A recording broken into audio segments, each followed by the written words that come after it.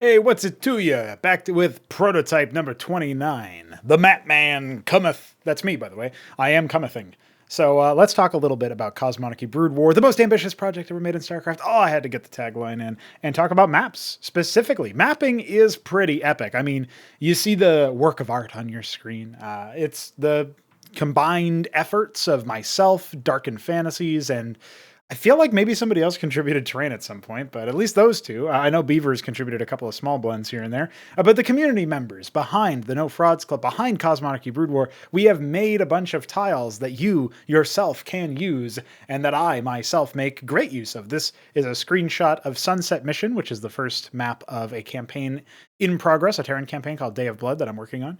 And I figured I would throw this in here just for the sake of having something pretty to look at, because I spent a lot of time on this layout on the actual visual detailing of things, since every tile had to be placed manually once you leave behind the old school tiles.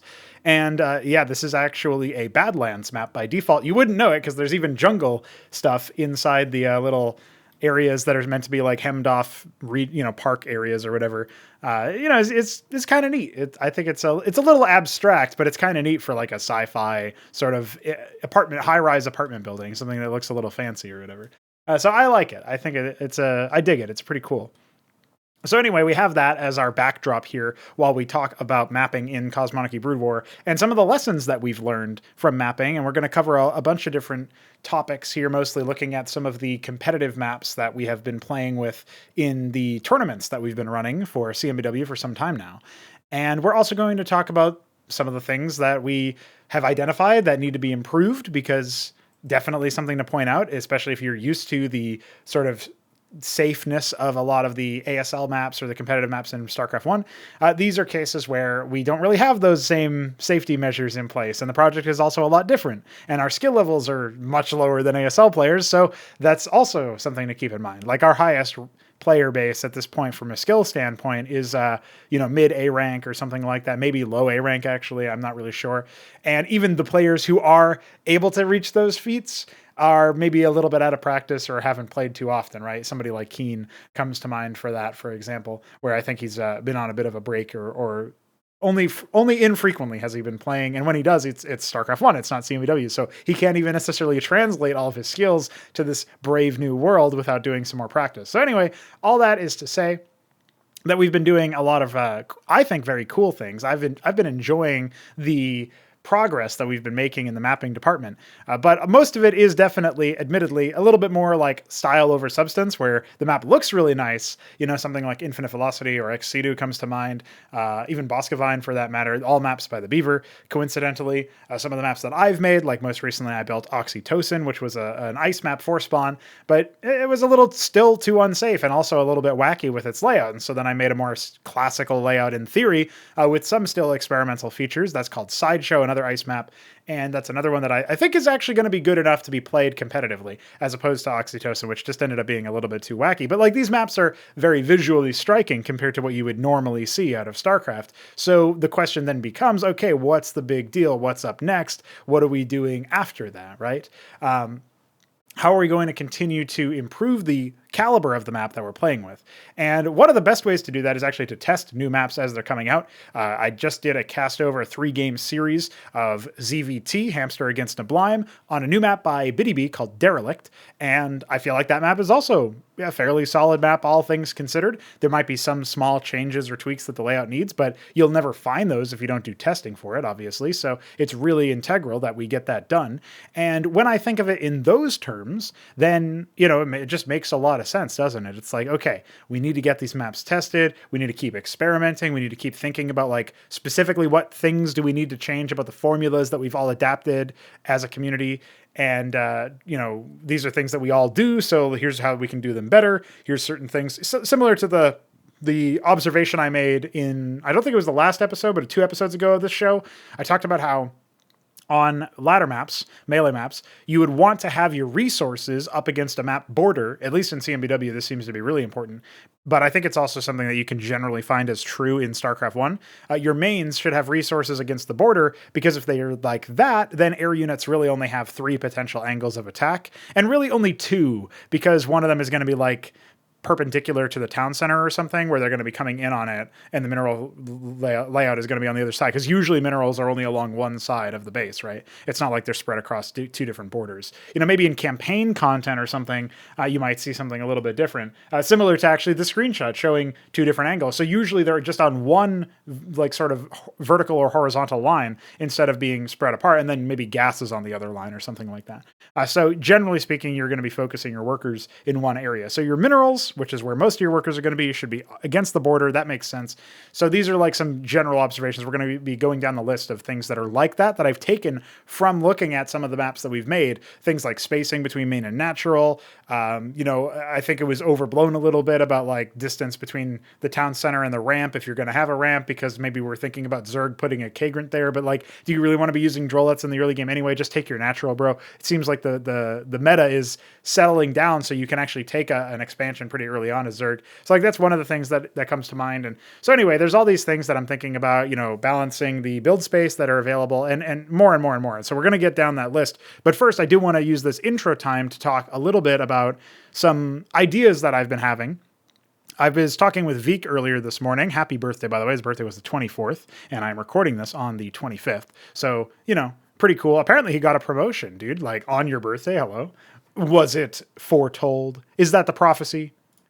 So yeah, I'm looking at this thinking like, okay, well, I'm talking with Veek about maps and Castovers and stuff. And he was actually mentioning that a lot of the times people will just play one map for an entire set of games. It could be like 9 games. It could be even more games than that. And it's usually just like on one map or something.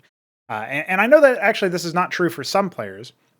I know that Shambler and Sublime like to just drill on one map and sort of practice it. I think Shambler and Mystery Meat were playing ZVZs in preparation for the lower finals, or no, Elimination 3 between Shambler and Keen. And Shambler was practicing, and I thought that was really funny because obviously Keen wasn't practicing. So the fact that Shambler was like, it was just funny. I could tell Keen was just not interested. He's like, whatever, man. If I beat this guy, I beat this guy. If not, I just get to go back to sleep or whatever else I do when I'm not practicing. So anyway, that was funny. And I don't know the outcome of that match just yet. So we'll find out this Saturday, actually.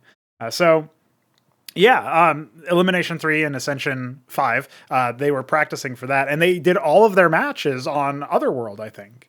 And I know that before that, there had been a bunch of drills where the Shambler played Mystery Meat on Nightfall, and then he just banned Nightfall anyway, so that was really funny. There's some interesting things that happen where they just sort of do these competitive drills. And even when they're not playing in a competitive environment, when they're playing pre-release, for example, like Hamster and Sublime, they had played on Derelict a bunch of matches. I think before that, Hamster had played somebody else on on the same map over and over again. And this is fine. That's the player's prerogative. They do what they want to do. But I think it would be good to essentially limit the number of matches that you can submit for a Castover casting or whatever, to like 3 in one set, because 3 matches in the same map, that's probably the max sort of time that you can have. Even then, that might be pushing it if it's like really long matches. But if it's like one's a rush, one's a medium, one's a long, something like that, okay, then you can have your 3 matches, right? So maybe 2 longs max otherwise, because it's like, I'm not saying that it's bad to play on over and over again on the same map. I'm sure somebody's gonna like that. Like in the case of Derelict, I think it's totally fine because that map actually needs testing, so it's a little bit different there. But if you're just playing on, say, Repulsion or Nightfall or whatever, any of these other maps that are sort of like already confirmed and we already know about them, and they don't really need more testing per se, then it does feel like it can be a little bit redundant in some capacity to be like, okay, at least I'm going to be sitting here like casting the same map over and over again. Well, I'm probably not actually going to do that. So, maybe I just skip those submissions or whatever. But then we're still denying the opportunity for some of these maps that do need testing. Like, for example, Derelict, which was pretty new, or Pantheon or Pendulum, these 2 maps by Veek that haven't seen too much play. In fact, the only time even like the Class 2 maps like Quasar Quartet or Oxytocin or Pendulum actually get tested is when I host them so far as I can tell. Maybe they do get played and I just don't know about it.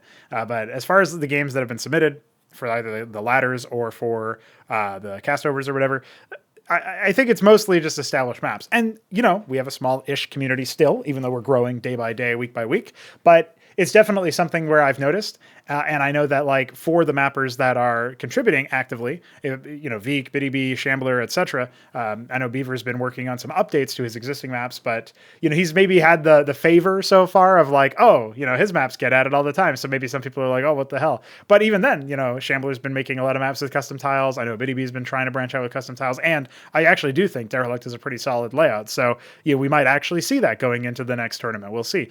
I think there's a strong chance it could actually be a genuine improvement over some other maps, but we need some more testing to finalize that so that I can make my decision. But anyway, there's all these things about like, who's going to make a map and who's going to update a map. And I think it would be really cool if we could do more varied Castover submissions, unless it is specifically like a map in the needs testing folder. And then it's like, yeah, go nuts, play 9 games on it in a row. Even if I don't cast them all or somebody else doesn't cast them all or whatever, it might still be useful in the context of like, well, we get some data, we could watch the replays and analyze that and see like how the matches go or whatever. And so I think that's really cool. If we can make it happen, I think we probably can. So just wanted to leave that little note there at the top of the show.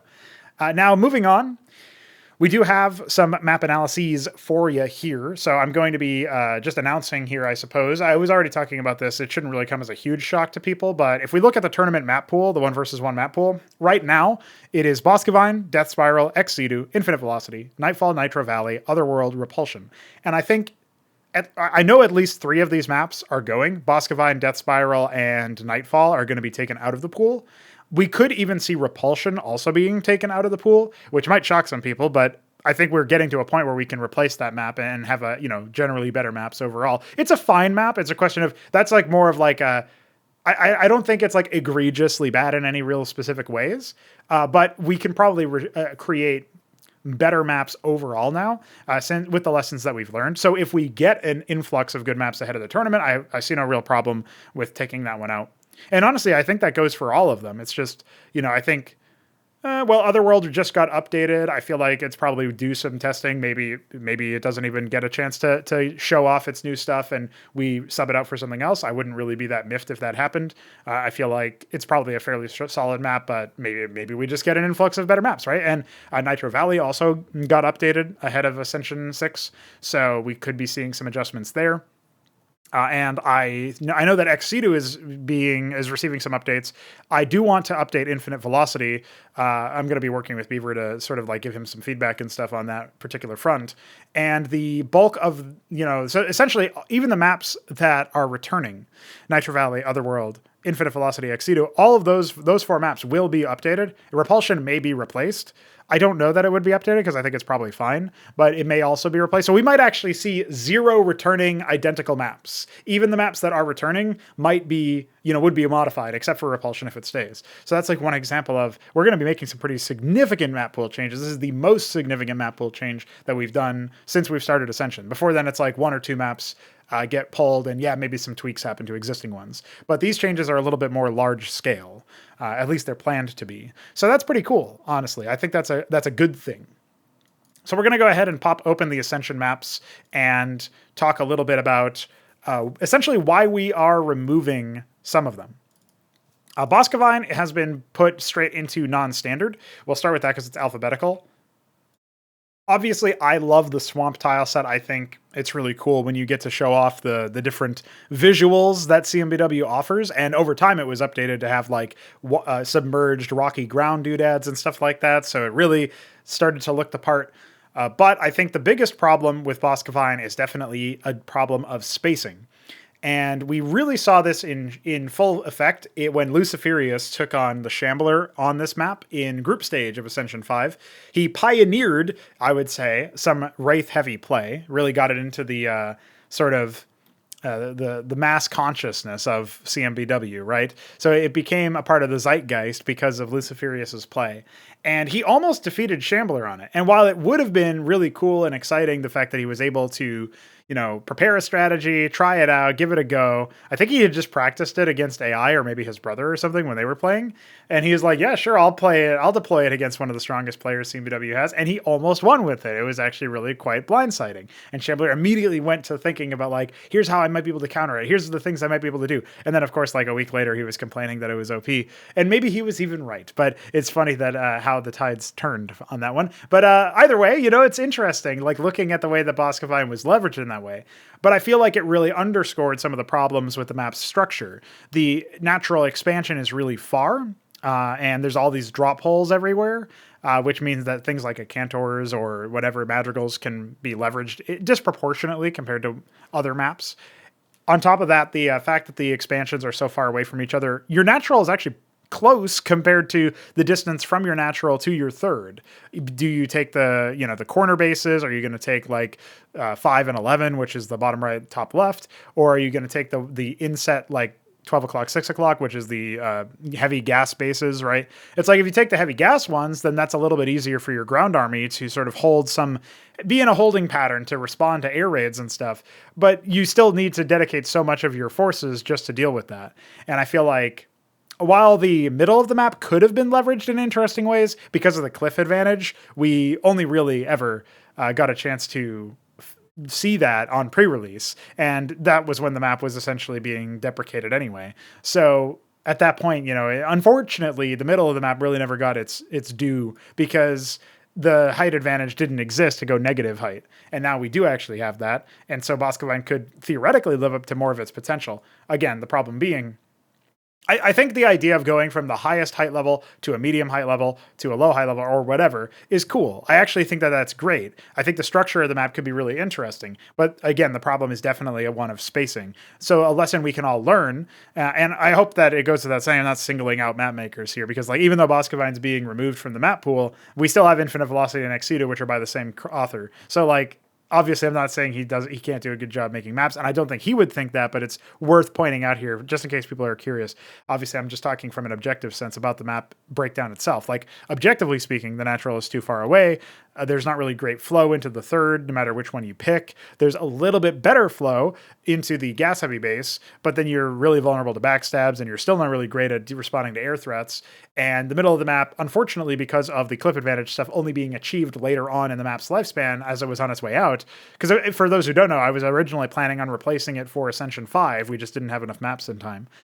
That's a case where it's like, okay, we are really looking at this point at dealing with very, very different situations. And, the map is just not in a solid enough spot to be carried over, right? We can replace it. And one of the ways we can replace it and do better than it is when we look at the distance between the mains and the naturals. We can make maps that have more straightforward and shorter distances that air units can't punish. We can, again, going back to our topic about putting the minerals up against the borders of the map, Boskevine actually has these, like this negative space above the resource line and also to the left or right of the resource line. So it's either like the closest borders, depending on your spawn, are bottom and left or top and right. And there's negative space between your borders no matter where you are and your actual resources, which means air units and transports have room to drop or room to maneuver behind the resources. And that is where one of the key problems definitely lies. But then also there's these really big mains, which in theory would be great for ground production, except, there's not that much undroppable negative space on the sort of mid-ground between your main and the subsequent sort of sub-levels. And that looks really interesting and visually cool, but unfortunately it does result in, more hazards being leveraged at you that you can't really respond to unless you go air or have like really, really good map control, at which point you've probably already won because of some of the other structural issues we already touched on. So we can work on flow from the natural to the third or fourth or, whichever third you take. I think it's great to have options that you would want to go one area for a third in one situation and another area for your third in another, depending on maybe your race, your matchup, your position on the map. I think that's all really good and great. However, I think in this particular case, we don't really have a good option no matter what. We just have like two middling to bad options. And yeah, technically one of them is going to be better than the other probably, but they both feel kind of bad, right? And that's what we want to avoid. So I would say map spacing, main and natural. Definitely think about borders for the resources. Definitely think about making it so that the space for you to drop in the main is a little bit maybe more on the dead end side and not really areas where you might be encouraged to build a lot of production, since that's just making doom drops a lot easier than maybe you would think. Although I think maybe even that point could be pushed back on.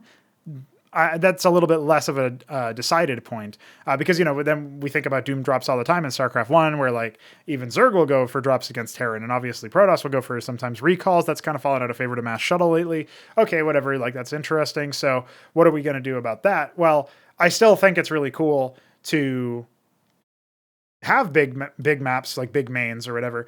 But the problem is, does it flow nicely? Does it impede on space that could be used for other bases? And that's probably the main sort of lackluster aspect. And it is worth noting as trivia for you guys that Boskevine was originally made, as far as I know anyway, as a map that was intended to be a little bit on the safer side. And it went through a couple of revisions where the ramp was actually pulled inward a little bit out of the natural and into the third. It was actually made a little bit safer for Zerg in that way because it was a little bit closer to the town center. It's still really far now, so if you were going to hold that with Zerg defense or something, you'd be like, I still need my Ovaleth to transport my defenses, so fuck that. I don't know. It's interesting to me, but it's definitely a map that I think we can leave behind us, and for some of the reasons I've already outlined. We're going to move into talking about Death Spiral now. Death Spiral is a map by me. I had an idea to essentially have like a pretty close by natural expansion and then a further one. And you would take the close by one if it, it has a standard game opener, or if you want it to be a little bit aggressive or forward posturing, because it would bring you closer to your opponent or allow you to put your army to defend it in a way that could be turned into an attack force a little bit easier, and then have a back base that's more economically viable or more economically heavy. So it has more gas, more minerals. And maybe along the way is all, it's further away from your opponent. I think, honestly, this layout might actually be more salvageable than it looks like at first glance. The problem is you would need to change the mains pretty heavily, which, I guess it's not a huge issue, but you would definitely need to adjust the mains. And I think you would probably need to remove the one of the 3 ramps into the main area. And I know I said 3 ramps. If you haven't seen the map, there's an entrance that basically takes you to that back third that I was talking about that's more eco-heavy, that in order to access by ground, you have to go all the way around the map. And I think if you just removed the ramp that takes you to the sort of like pocket base, the in-base gas only, which is a little bit stupid anyway, like if you just removed that, you'd probably be in an okay position to defend attacks in the early stages of the game. The problem is you can enter the main of either player through many different angles, and 2 of the 3 angles are fairly easy to access in the early stages of the game. Like rush distance was always a problem on this map, and I solved it in kind of a stupid way. And then on top of all that, we have, just like very weird base locations for everything else, including a base where I think it's cool to experiment with the idea that you have a base area with 2 town center markers, because in order to get full saturation, you actually need to have 2 town centers. But actually, for this particular case, for Death Spiral, you needed 3 town centers, and I didn't really show that by having a third town center marker there. I like the gas in the middle of the map, but at the point in Ascension 5 and also in Ascension 3, which is when Death Spiral was first deployed, between those tournaments, 3, 4, and 5, unfortunately, I think when you look at the way that the meta broke down, you weren't really super gas hungry as any race in particular. So even though it's a cool idea, and even though in some cases it did get used, it kind of felt like it was a noob trap, because it would bait you into taking it, similar to the gas only base and the pocket base, basically, or the in base.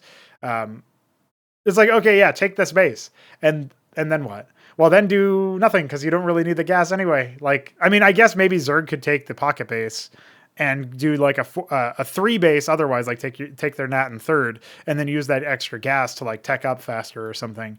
But they're probably at tier 2 pretty soon after taking their third anyway. So I don't know, it just felt a little redundant.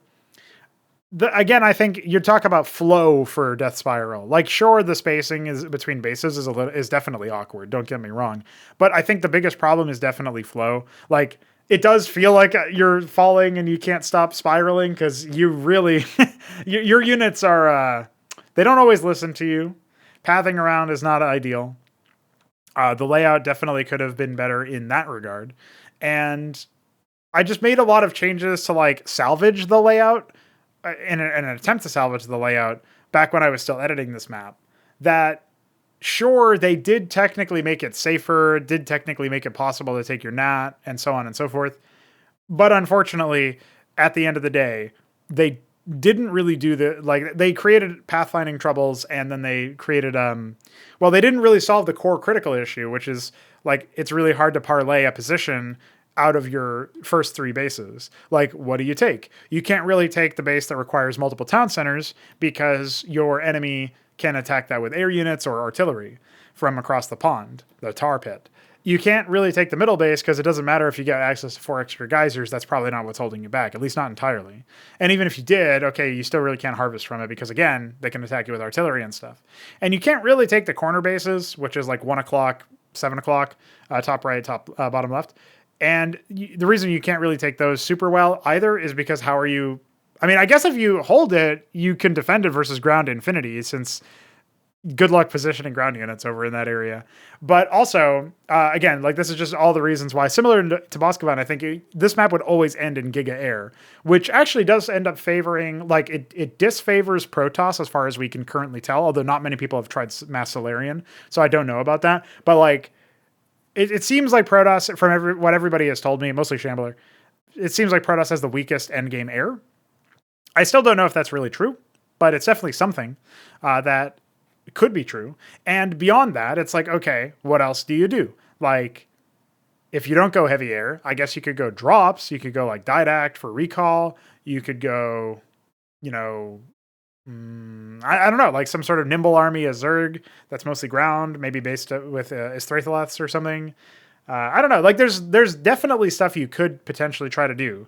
It's just, to me, I'm not 100% sure where it all would terminate.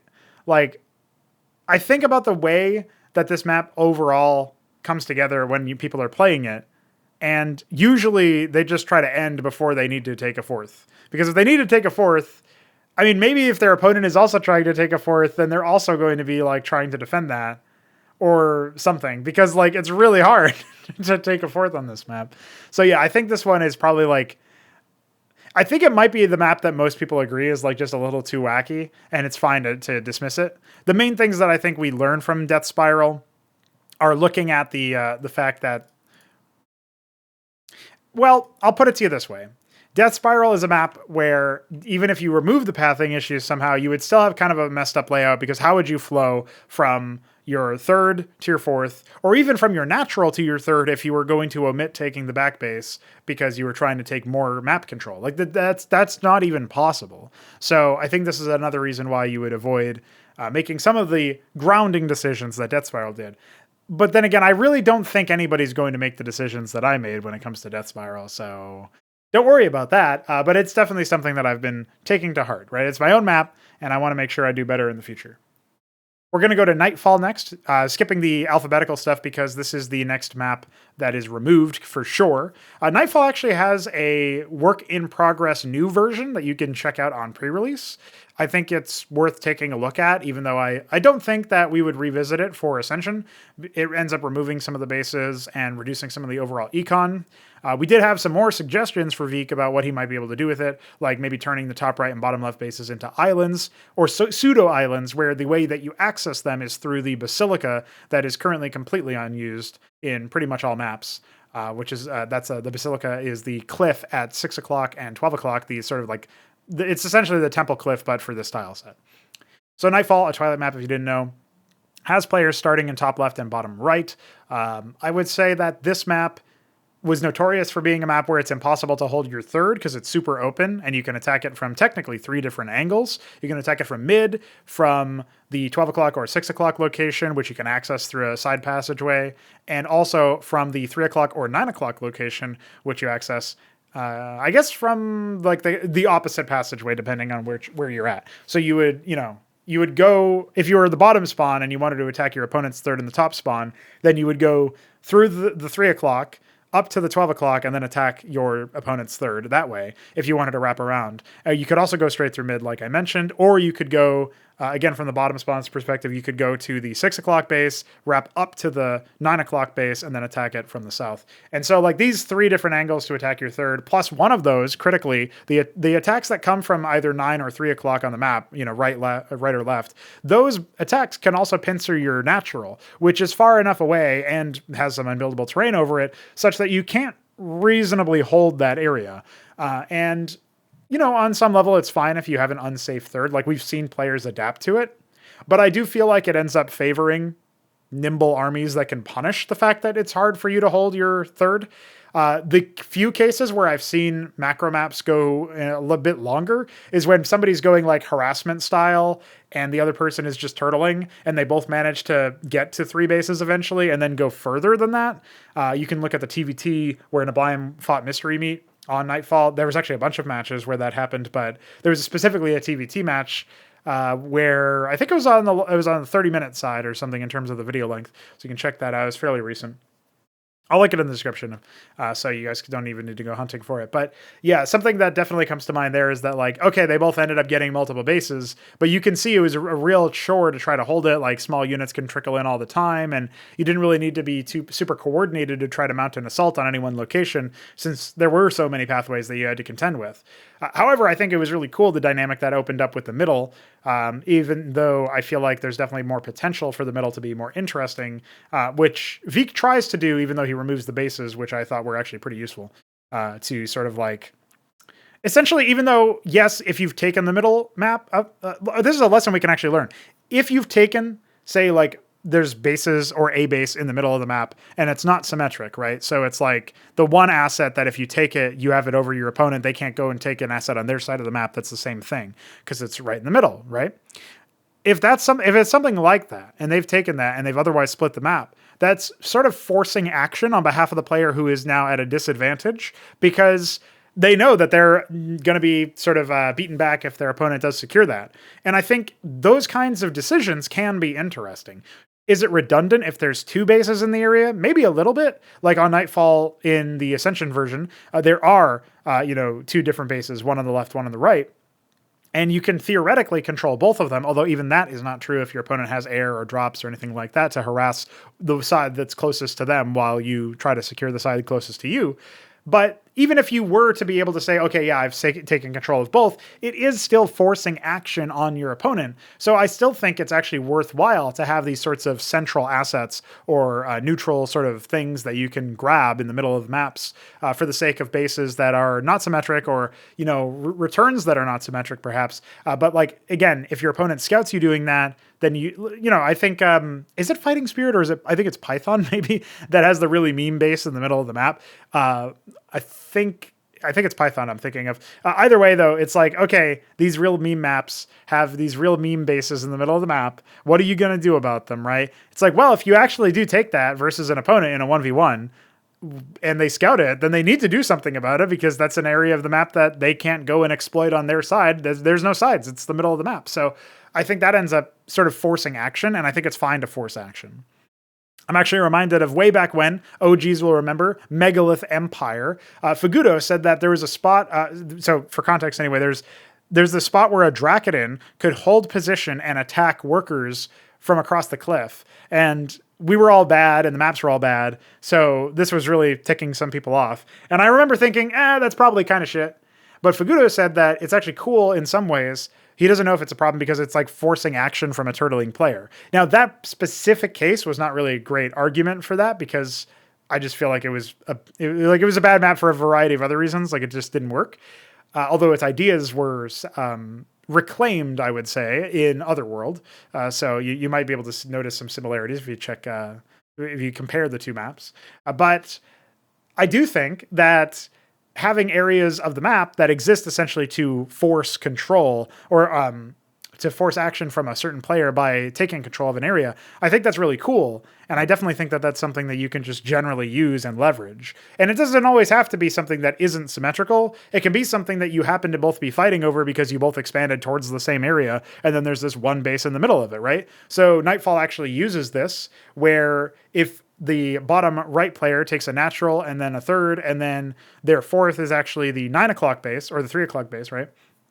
And their opponent goes, natural third, and then instead of their fourth being 3 o'clock, which would be the mirror position, instead of them taking the 9 o'clock mirror position, then they're going to take the 12 o'clock. Okay, suddenly they've got the top base, you've got the right base, and then in between you is another base in the top right of the map. And now you can fight over that, Or more likely, I guess initially you might both expand towards the other direction. So the bottom player might take the 6 o'clock, which is the bottom middle, and then the other player might take the 9 o'clock, which is the mid left. Okay, maybe that happens. But now you've got some asset to fight over where you both have forces in the area because you both have assets to protect. And I think that can also be leveraged in a really cool way where you're sort of, again, at least you're forcing, maybe that forces a stalemate as opposed to an action, but it's interesting. If somebody then takes the base, now that forces an action. So just more stuff to think about.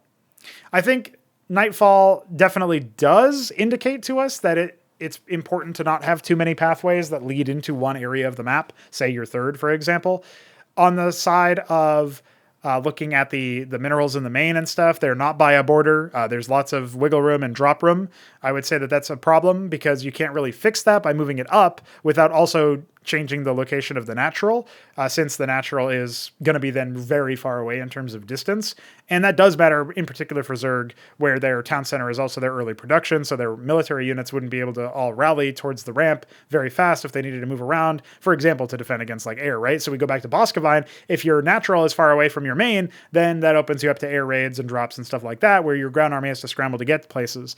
And Nightfall sort of circumvents this in some ways, but falls victim to the minerals too far away from the map border thing in the main, and therefore the main is very vulnerable, and that necessarily makes the natural more vulnerable since a coordinated player will be able to sort of pick you apart.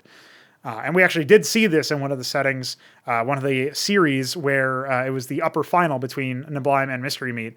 So you can check that out as well if you want. I referenced this in one of the recent Castovers, talking about Nablime versus the hamster.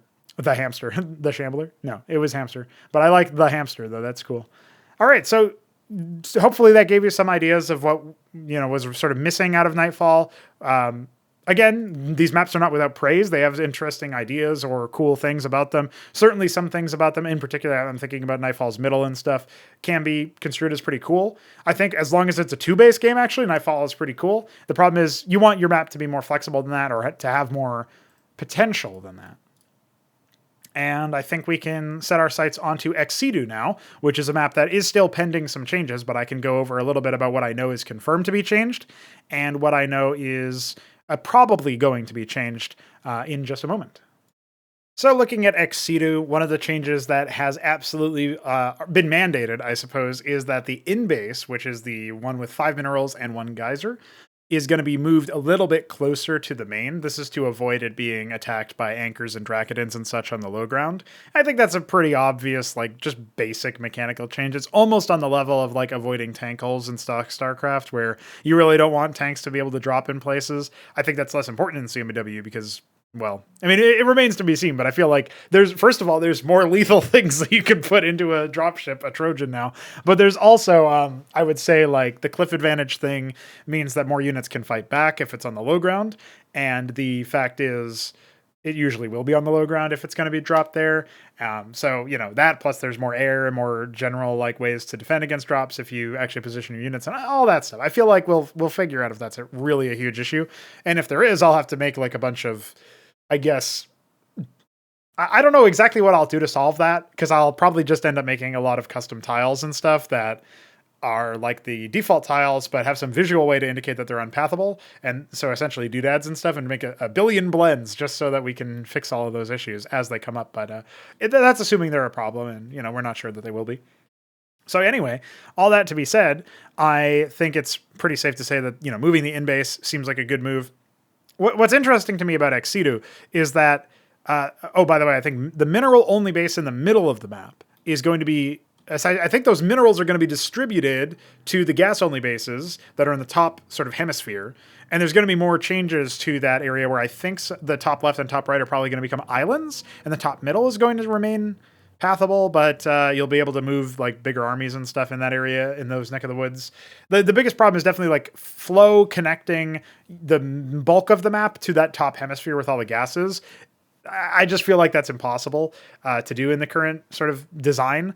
And the mineral only base in the dead center of the map, I mean, for one, it's mineral only, so I don't know if it's super valuable. Maybe in some cases it would be. but if it's not super valuable, then it's unlike Nightfall, where there was the redundant bases in the middle that still at least provoke a reaction from your opponent if you take them. Do you really care that much if your opponent takes that area? Maybe if they're Terran, because they can build diadems there. But aside from that, is that really super significant? I don't know. So, and the Terran can build diadems pretty much anywhere they want it. So it's not like a requirement that they have it by resources. So there is that. I would also say, looking at the rest of the map, like everything aside from the gas-only bases in the top and that mineral-only base in the middle is really cool about Situ. I think the natural is appropriately spaced. You've got the in-base, which allows you to essentially get up to 2.5 bases, maybe 2 3/4 or something, like 2.75, because the gas is most of the income that you'll need from a base in terms of gas, in terms of Vespene, right? The geyser. There's no ridge, but there is a geyser. And then if you hit tier 2 off of just the 2 bases in the in base, like your natural and in base plus your main, then you can cap those geysers, and then you'll have access to 3 capped geysers, which is the same Vespene that you would normally get, minus the ridge, obviously, from having 3 conventional bases. So you'll really only be low on minerals, which is a factor, but you can offset that by taking one of at least 2 different distinct options you have. So you have the base that's south of your in-base as a third option. That has more gas if you need it, but less minerals. And then there's a base with more minerals and 2 ridges and no geyser, which is down south, essentially in the bottom left/bottom right. So I guess that's kind of like, that's like 7 o'clock and 5 o'clock, but closer to 6, both of them. It's like 6.5 and 5.5, really. It's really, really tight there. So that obviously forces you to start attacking people over the lower passageway that leads up the cliff, the sort of Badlands dirt cliff and stuff. And then there's also the upper passageway, which has a lot of interplay between the path into the other option for your third and a central base that also has ridges and minerals in the sort of bottom middle area, or middle. It's like lower middle, but it's not all the way at the bottom. So I feel like that base is sort of like that's like the Nightfall base that I was talking about earlier. The not the mineral only base in the center, but the other one in the center that has ridges is sort of like, if I take this, I don't really have an easy base to take to replace it. I'm going to need to take, the top bases and then be at a mineral deficit. So that actually matters a lot. And so that is going to force action. Plus you can actually respond to that attack or to somebody taking that area with an overwhelming ground army if you are able to build a ground army in the first place. Whereas you can't really do the same thing in the dead center, but you obviously it's like so awkward to reinforce that it almost doesn't matter. So it's like whoever gets there first probably wins the military engagement. So that's another reason why, like in terms of map flow and structure, it feels a little awkward to actually attempt to do something like that. So I feel like if one of the suggestions that I had for Situ was to take the area south of the mineral-only base and convert it into pathable high ground that you could get access to, shuffle the ramps that are up into those platforms after you expand those platforms to be much bigger, shuffle the ramps a little bit closer to each other, which means they're further away from the current ramps up into that sector, and that would allow you to attack into that territory if you were trying to flank it or something, if that's where your opponent's army was.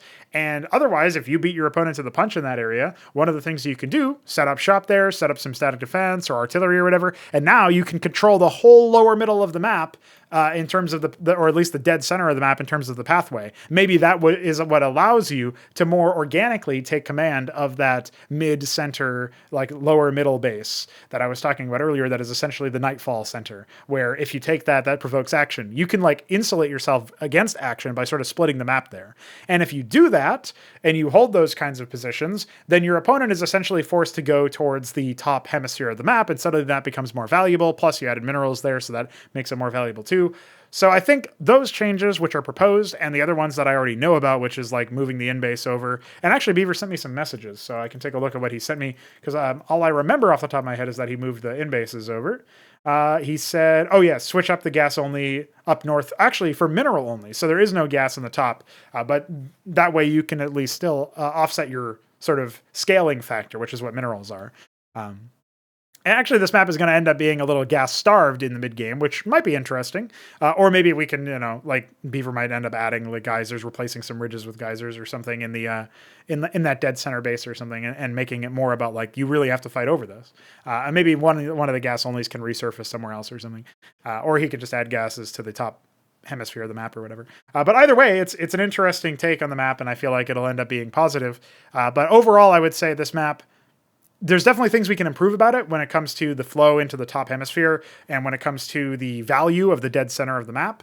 But you have seen some macro games, and you've also seen some dirty, dirty cheeses. And with a map that has this much of a distance, where it's 176 wide, which is like, normally maps are 128 by 128 so far, and 176 is significantly wider than that.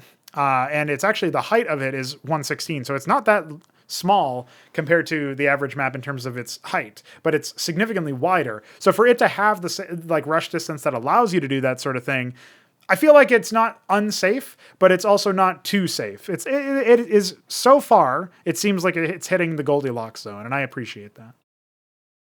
So that's essentially Situ. Let's move on. It's come time to talk about Infinite Velocity. This is a map that I think everybody either loves or hates.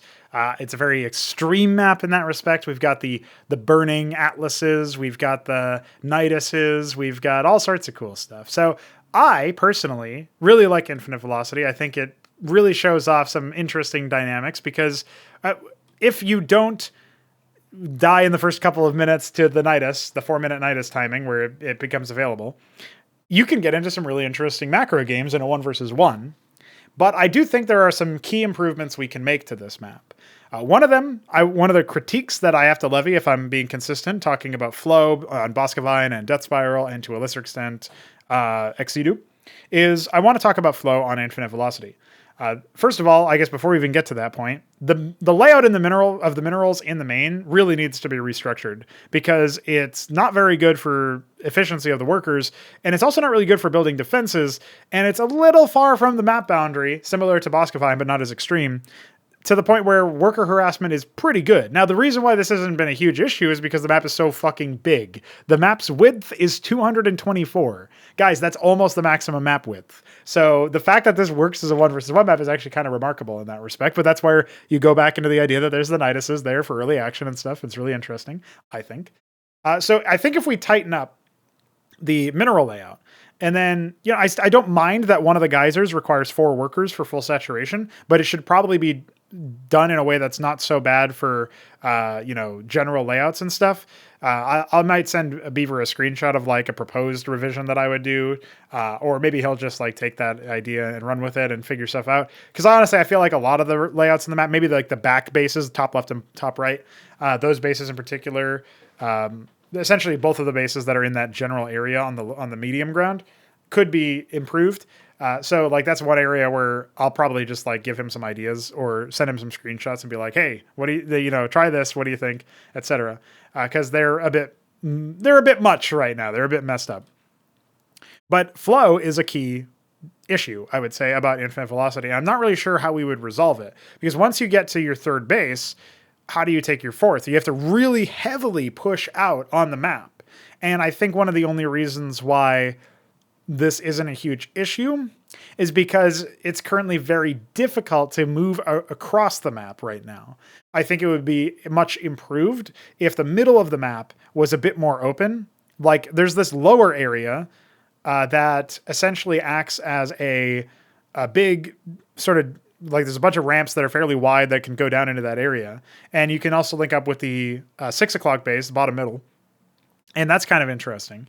And I feel like if the really thin ramp that leads into the really thin passageway on the low ground that's just above this big ramp complex I'm talking about in the dead center of the map was paved over and turned into just high ground, regular high ground, but still kind of thin, it would improve a lot of the pathing issues. It would make it so that it's not a total disaster to try to attack into that area. And then, it would also allow for some more general adjustments to the bridges, or sorry, the ramps that lead into these central bases. If you still wanted that area to be defensible, you could pull those ramps out, and that would allow you to have a little bit more sort of like cliff advantage fighting downward, since you no longer have a ramp that you can camp right at the exit. But I do think that pathing definitely needs to improve there, and the flexibility of being able to move large armies needs to improve there, because that's the most obvious path for the game to send units on. Otherwise, you would need to like deliberately waypoint them somewhere else. And I mean, maybe that's just something that we end up deciding to do do. But right now, I feel like it's probably a good idea to not require the player to do that preemptively, since waypointing large amounts of units is always going to be a little wonky anyway. And obviously, you're going to have big armies in CMBW. That's one of the things that the game is about. So we think about that. We think about, expanding it so that bigger armies can get through. We think about maybe removing the second pair of Niduses that's in the dead center and opening that up as more of an actual avenue for approach. That might be good. It would also make those islands a little bit more, I think, attractive, because if you don't have a cliff there, it's harder for you to scout that there is a base being taken, which maybe is actually a bit of a problem. Like maybe you would still want a way to like stand on top of a cliff that's outside, with like maybe the ramp would still be there, like that weird ramp complex thing would still be there, but the Niduses would be gone, and maybe it would link up with itself or something like that could happen. Either way, though, it's interesting to think about. But regardless of what ends up getting selected, I feel like removing the Niduses and making that a general path, and thinking about how map flow actually occurs would definitely be good. But that's a very big structural change, and probably means that the whole top part of the map would need to change. And maybe there would be fall-on effects, because I was talking about flow between bases earlier. Where do you go for your fourth base on infinite velocity? Some people will take the base that I was mentioning earlier, that's it's not exactly top left or top right. It's a little bit closer to the middle of the map, but it is top and it is on the middle ground, or the low ground compared to your main. And that base is like, again, that's like 11.5 and 12.5, I guess, on the clock. So that's sort of giving you an idea of where it is. Like I look at that and I think, okay, well, we have a base here, but it's easy to flank and attack if you use the Nidus. And if you open that up, that becomes a bigger problem, right? So it's going to be pretty hard to hold. So maybe I don't take that. And it's also really far away and puts most of my army like up in the top of the map, where they're not very useful if I have to defend myself. So then I'm going to put my army down the bottom of the map and just try to hold my choke into my natural expansion, which is, for the sake of argument, it's not the back base, it's the one south of your main. And if you go south of your natural, you can take that as your fourth, because that base is a little bit easier to hold in theory. You still have to accept attacks from two different angles, so maybe we could like close in some of the choke area into that general vicinity, so that it's more attractive to attack into the natural and thus the main if you're going to attack from the middle of the map. But if you keep like a wide ramp from the south, so like the angle of attack into prospective fourth base would be wider if you were going to come in from the south than it would be if you were going to come in from mid. That could work. I wouldn't be opposed to that sort of change, because then maybe the distance, it's really far away. Maybe the distance doesn't matter as much if it's easier to hold, because you kind of have to do one or the other. You can't really make it super open. I think the way it is now is very open. If you're also going to make it far away from the rest of your base. If it's close enough, then maybe it doesn't matter that it's open, although usually being open is a bigger problem than being far, I've noticed, at least in CMBW. But again, we'll have to give time for that sort of observation to sink in and prove itself. It's sort of like a theory right now. But yeah, I think Infinite Velocity does need heavy work in the top strip. I think you could probably keep the bottom mostly as it is if you... those prospective fourth locations that we were talking about, it's in the bottom left and bottom right on the medium ground. And that area would essentially just need to be a little bit easier to defend from mid. And if you defend it from mid easier, then you're adding more priority to going the South Pass, which probably then makes the bottom middle expansion even more valuable, because if you hold that, then you are essentially locking out an avenue of your opponent to attack. And that's really useful and cool. That also allows you to pincer the gas only base in the top, the bottom left and the bottom right, which is really cool too. So yeah, I feel like that would fix a lot of problems. And then in the middle of the map, if you can just expand that so that it, like, the path that you would by default be taking is more useful, then I think that would be good. Alternatively, you could seal that whole thing up and just not have it be useful at all.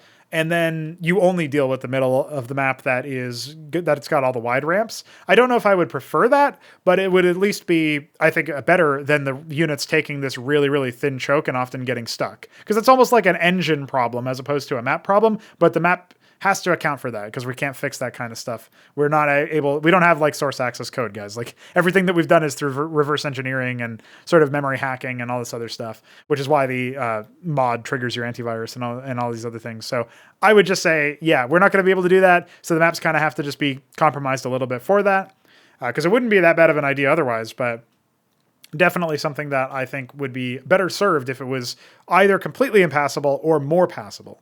And that's how I would break that down. So hopefully those ideas are going to be useful for the Beaver. But just in general, again, what lessons are we learning? We're learning lessons about troop movement now. We're thinking about, again, going back to flow between maps and thinking about how we can improve, setting up for your next expansion, making good choices about when you take your third or what base you take as your third or as your fourth, so that you can then project more influence deeper into the map if necessary. I think Infinite Velocity can be a really excellent macro map. It already is a pretty solid one once the Niduses are held, essentially, the early Nidus aggression. I think that's totally fine. And I'm really excited to see what Beaver ends up doing. I think even if no changes were made to the map, which would disappoint me, but again, for the sake of argument, even if no changes are made, we still end up having a really cool map to look at. Even though it's not as good as it could be, it's still interesting, it's still compelling, it still gives you something to look at. And obviously a lot of tiles were manually placed here, which is my kind of shit. So I appreciate the effort that went into that. All right, I had a lot more to say on each map than I thought I would, so this section is dragging on a little bit, but hopefully you guys are getting some good value from listening to me talk about maps and some of the things here. This might end up being a little bit less accessible than the last podcast, which is more generic, I guess, but like a little bit more easily understandable by the layman. In this case, we're talking about like competitive maps that you may or may not have seen, and I'm just talking about them, not showing, so it's probably not as easy to comprehend. We're going to move on to talking about Otherworld. Otherworld is another map by myself. It is, again, like I said earlier, an ancestor of, or I guess the antecedent of Otherworld would be Megalith Empire, right? It's sort of like an offspring of that, the love child of that. Now, when we're looking at Otherworld, the resources do have some space, similar to Infinite Velocity, actually. And again, we look at the fact that the map is taller than it is wide. It is 160 tall, 144 wide, which is actually not that taller compared to the width. It's only a little bit taller than it is wide. But the bulk of the early action is consolidated towards the right side of the map, which is up against a border. So the fact that the resources aren't so close isn't actually a huge deal. You can put some static defense up there. And maybe there could be an argument made that I could shift the ramp over a little bit to the right that leads to the natural, and thus shift the resources over to the right a little bit more. And I think that would probably be fine. It would be okay. It would be serviceable. Something else to note is that there is an in-base in this game, in this map. So you can take that. That was swapped out from a ridge and a geyser to just 2 ridges. So it's a little bit less on the gas front. I might add a 4th mineral field to sort of offset that. But we'll see. I think for now it's probably fine as 3 mineral fields and the two ridges.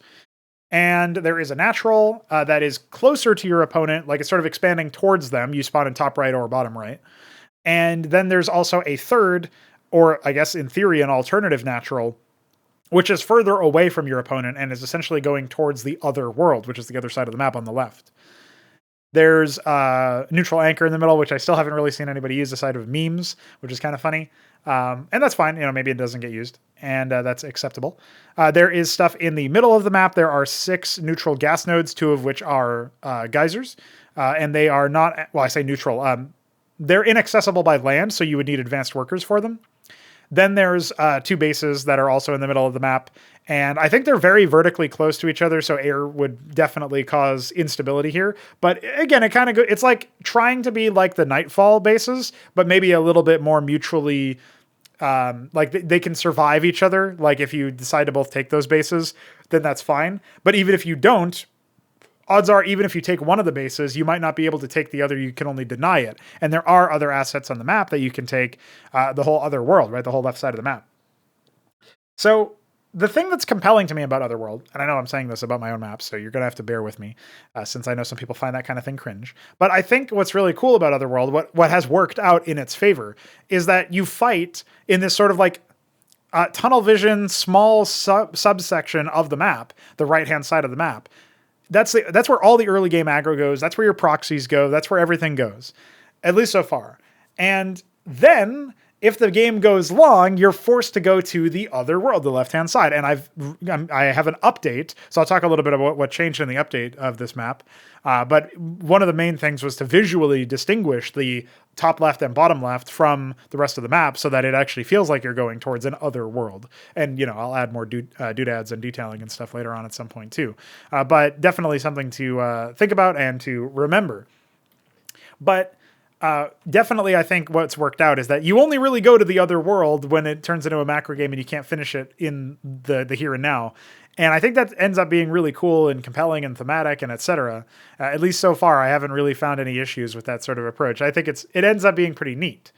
But there are some flaws with the current Ascension version of Otherworld. And that version is you have a base in the top left and the bottom left. You actually have two bases in that general area, but they're very hard to like take together.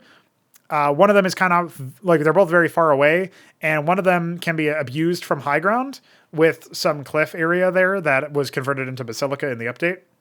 And one of the things that I thought of is, what if there's like a gas-only base that cliff also borders, and that you can also abuse from that cliff too. And I thought, what if I convert that into a pseudo alternative pathway, but also provide like a lot of value for players who like I remove the gas only base and I kind of merge it with the default expansion that's over there. And I allow you to flow into that base as your fourth, say, if you take your natural and your third that I mentioned earlier, and you omit the central bases from the equation entirely, and you take it as your fourth, which did sometimes happen anyway, even on the old version. If you take it as your fourth, now you've got the high ground. Now you've got a wide entrance to sort of guard against from a flank that could come from the north or south, depending on your spawn. And you can then set up for another base in the mid left, sort of like upper or lower, depending on your spawn again. And that ends up being, I think, really cool as a concept, but I don't know how it's going to work out in practice. There might still need to be some changes. I think there's some really tight chokes on this map, even in the other world, that might need to be opened up a little bit to provide bigger opportunities for larger armies to move out. So we have to think about that. And then aside from that, there's definitely also a concern about just general spacing on the Basilica, some negative space. There's actually a lot of negative space in the top left and the bottom left now, even more than there was already, which maybe they could even be turned into islands or something. But if they are going to be islands, they're very defensible islands because they're behind other bases. So I feel like maybe that wouldn't work out super well. Yeah, I'm not sure. I feel like maybe that's just fine to leave empty, but definitely something to think about. Now, overall, is Otherworld going to last longer than just Ascension 6? I actually don't know. Maybe we end up replacing it despite all of my, beautification updates and despite some of these cool ideas that I've had to improve it. But I do think this puts it in the right direction because now you can essentially flow again. And sometimes you don't want to make it super easy to flow between bases, but you can flow between, say, your main to your nat, then back to your third, and then from your third directly to your fourth and directly to your fifth. And then you're essentially in a bit of a split map scenario where there's still 4 bases in the middle of the map that neither of you have taken, but you can go for a base like that. You can go for something like that and see what happens. And I think that would be really cool to see. It's just a question of, how feasible is it really? And we need to see. We need to see people play on this new version. We need to see, some of the tournament games that are going to happen, particularly between the higher skill players. I think it's going to be really cool, and I'd certainly look forward to giving it a shot and giving it a try.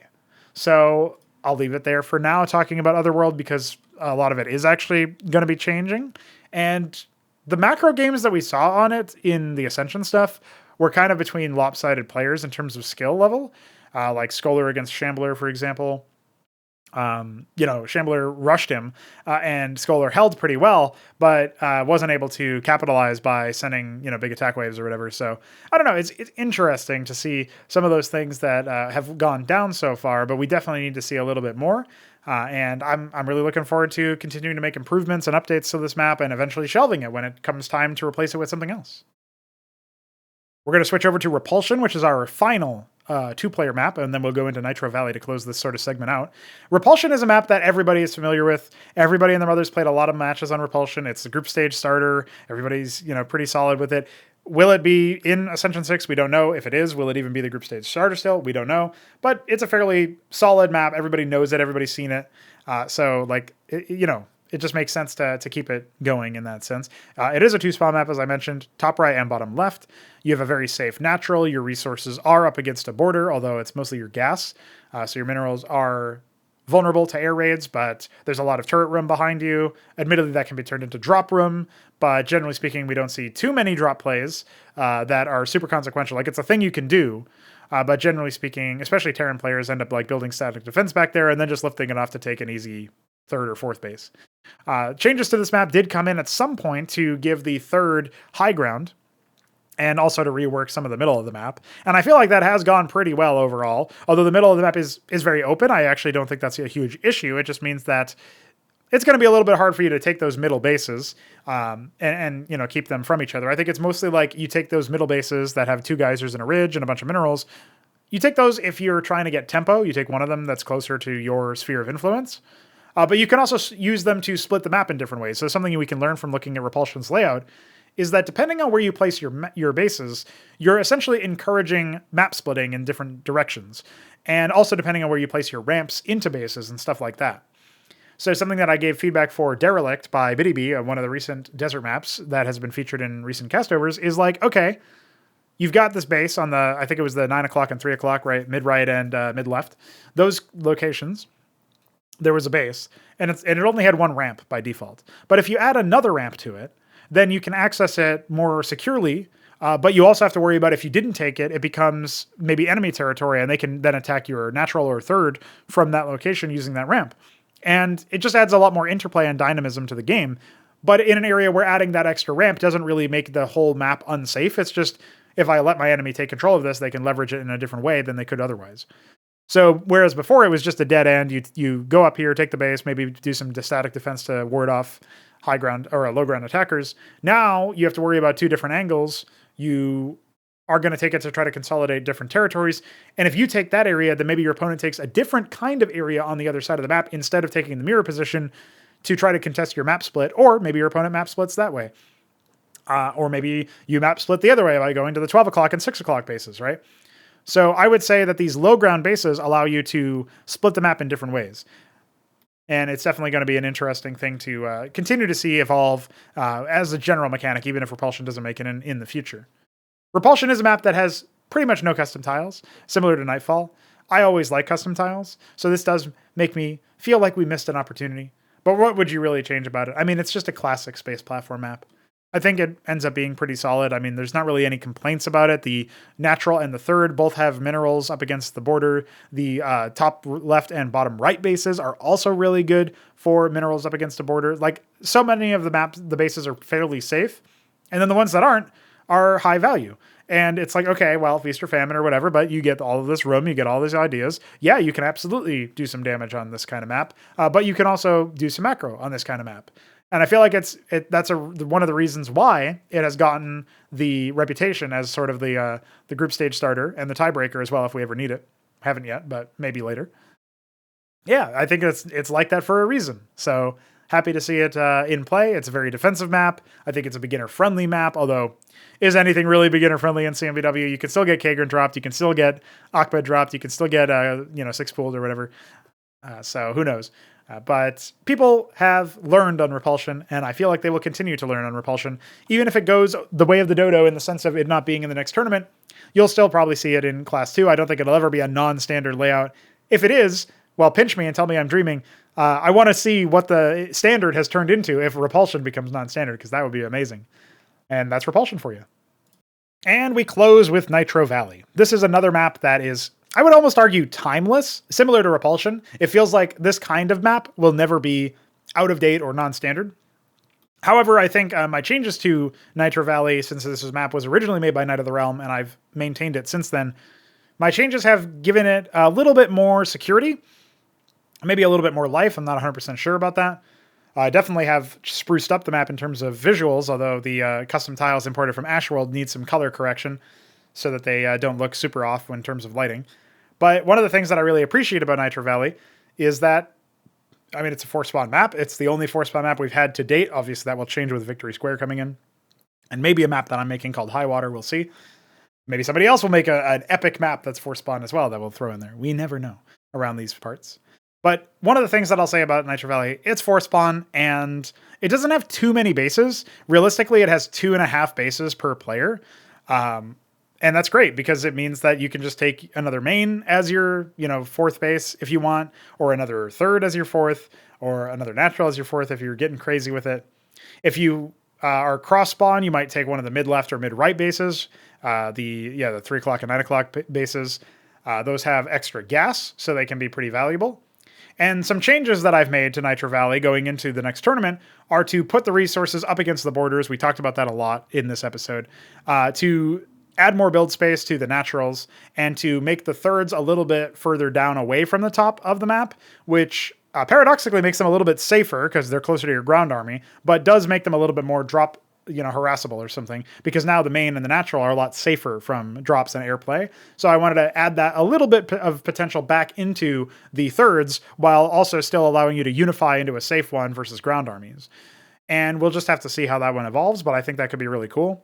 I think now your third can be taken, the intended third can be taken even in a horizontal spawn situation without it being a little bit of a throw. We saw Shambler do that against Niblime, and it felt kind of bad because he was just going to get ransacked anyway due to the drop style of Niblime. Whereas if he was able to take maybe a third or a main or something like that of another spawn, then maybe he would have been a little bit better off. I think with this version of Nitro Valley, because it's a little bit closer to the choke, your Kegru will spread there a little bit faster as Zerg, but just in general, you'll be able to reinforce it a lot faster and sort of consolidate out in your centerpiece between your natural and your third. That sort of proving ground or staging area is where you can consolidate a lot of your forces, and you have less area to go if a secret attack comes in or a drop comes in. Plus you have more space to repel a drop in theory from both of those spots. So it feels like with a little bit of extra setup, the map becomes a lot more safe in the forthcoming update. But even before this, it wasn't a particularly cheese heavy map. You did have room for, pocket stockades and stuff, as Heltrix showed us, by almost killing Shambler with a bunch of Ahmeds. And oh man, it was his debut, wasn't it? It wasn't even, oh no, maybe it wasn't. I think it was his second round in. Yeah, it would have been Ascension 4. He didn't play in Ascension 5. But I remember him dealing with Inozlix, barely. Inozlix would have won the first match on Repulsion, but GG'd out too soon. Poor guy. But on Nitro Valley, Heltrix did almost take Shambler out. Similar to Luciferius's Wraith play, he got him with some cheese with a pocket stockade where he just built a bunch of Ahmeds and a bunch of Mavericks and stuff and just shredded his main over and over again. And Shambler thought he was getting dropped. He had no idea it was actually in the pocket, in the hidden area or whatever. So it was really funny to see that. There's multiple times that happened in that series, or the series of games that they played against each other, but man, it was really entertaining in that game. So, you used to see some stuff like that, but realistically, there was never really any super cheese on this map. There was the one time that 3-Crow 6-pooled against Mystery Meat on a cross spawn and just guessed it was cross spawn. That was incredible. I don't know how he had the balls or foresight to do that. I guess it would be 3-sight because he's 3-Crow, but still. Crazy stuff. But beyond that, it's like, okay, it's a fairly standard map. Maybe there's some elevator stuff you can do. Maybe there's some weird stuff you could do because of the way that the minerals were located on the main. But I feel like that's going to get cleaned up. And another thing that I should point out, I've almost glossed over this. I can't believe I didn't really talk about this. The flow of when you build a bunch of mass ground production, say stockades, fulcrums, gateways, whatever, and you rally them down a ramp, you want that to be really good overall. And it's maintained in the update, right? Nitro Valley, the update to Nitro Valley essentially swapped positions. For the main is now left of the ramp or right of the ramp, depending. It's closer to the border, right? But the ramp was then mirrored and moved a little bit further away so that when you build all your production, you can just rally it straight down and it won't, at least hopefully, cause too many issues. So I feel like that ends up being a pretty big deal. And I did say I was going to talk a little bit about Kegru spreading over to the ramp. I feel like that's just not as much of a problem as we initially thought it would be, because if it doesn't happen, as long as you can defend your choke or your ramp from the low ground using circuits and stuff, you can prevent run-bys, you can deal a lot of good damage to any incoming attacks. I think the natural, funnily enough, matters a lot more as far as how defensible it is for the Zerg player than the main does by comparison. Maybe in ZVZ that's not true, but I think in all other matches that is true. And in ZVZ, we're actually seeing fairly stable games, fingers crossed. Who knows how long that will last, but I don't think that the maps are going to change too much about that. So let's see what happens. But that was a review comprehensively of all of the competitive maps that we have right now that I've seen play, at least in the most recent tournament. Obviously, there's some maps like Mame Street and that I didn't review for one reason or another. I wonder why. But that's that. Let's talk a little bit about one or two other topics and then get to our questions. So actually, there's only one last question or sort of thought that I wanted to pose myself before we get into the coffee stuff, and that is, what will change for future maps? What are we going to see in the future? Well, I've made or have started to make 2 maps since I have decided to, like, in the last couple of days, basically. Since I've decided to pull a bunch of maps out of the competitive pool. I've made Sideshow, and its first version is already available publicly, and that, at least on pre-release, and you can check that out at your leisure. A 2-spawn map, Ice World, lots of custom tiles, of course, and as the name may imply, you're going to be mostly sticking to the sides, although there is some play to be had in the middle of the map, but it's maybe non-conventional might be the word, I'm not sure. And maybe some of that will open up and you might see more play into the middle, but the only changes I'm strongly considering right now are just like adjusting the flow into the third from the natural. However, Sideshow is a map where I'm trying to be deliberately kind of safe, at least for the first 3 bases, and then, you know, giving you some unsafe options that are close and some safer options that are a bit far. I'm really interested in seeing how those evolve and whether or not we end up seeing, you know, positive changes from that area. I do think maybe build space is also a concern for Sideshow. That's something else that I got to figure out. But yeah, anyway, you guys can check it out at your leisure if you want to see it. The other map I'm making is called High Water. It's a jungle map, temple thematic, although there's also going to be a healthy dose of swamp. And yes, there is actually high water placed on the map, but that's not why I named it that. I was thinking of maps based on the name. I was thinking, yeah, and let's go to Sideshow, or hey, we're going to High Water to decide the series. I don't know, like Hell or High Water was obviously what I was thinking of when I named it High Water. But it's, you know, it's cool. There's some interesting ideas there. I like to imagine sort of like maps, not only based on the name of what I'm going to say when I'm talking about a competitive series, but I want to give it, you know, I want to give these kinds of names good names, right? I think, you know, when I told Balethal this, he named his incoming map, which is called Victory Square. He had initially called it Market Square. And he's like, well, that name doesn't sound very epic, so I'm actually going to change it. And so it's funny that we both had some ideas. Victory Square might be a little bit on the nose, but I think that it's fine as a map name. Like, it kind of sets you up for what it's going to be, this like urban sort of area. But, you know, either way, you know, Balefal's fond of his, like, you know, adjective or noun followed by noun, like Nemesis Station or, you know, Victory Square or Tropical Crossing, stuff like that, right? That's usually what he ends up going for. I can't remember some of the other names. Moonlit Outpost was obviously one for 2v2s. And then I know he had like Starlight Station was one. So like he's got all these different things where he kind of has like his own idea of what he's going to do. He has maybe a habit or a pattern or something that he sticks to. And that's fine. That's his style. His calling card, you know, for a while, Biddy B was just naming his maps like Ashy Alternation or whatever. So it was just like alliteration. That was his favorite thing. Like Desert, Cold Crevice Conflict was one. Desert Duality. You know, like, okay, man, we get it. You like that alliteration stuff. But, you know, that's just how it was. That's one of the things that he likes to do. And I'm not going to take that from him. Dude, that's his shit. Apparently he just liked Derelict. He didn't say Derelict Dad or anything. I don't know what he was going to name it, but he decided to just go with Derelict. And that's fine too. Derelict Desert. Maybe it's implied because it's a desert map.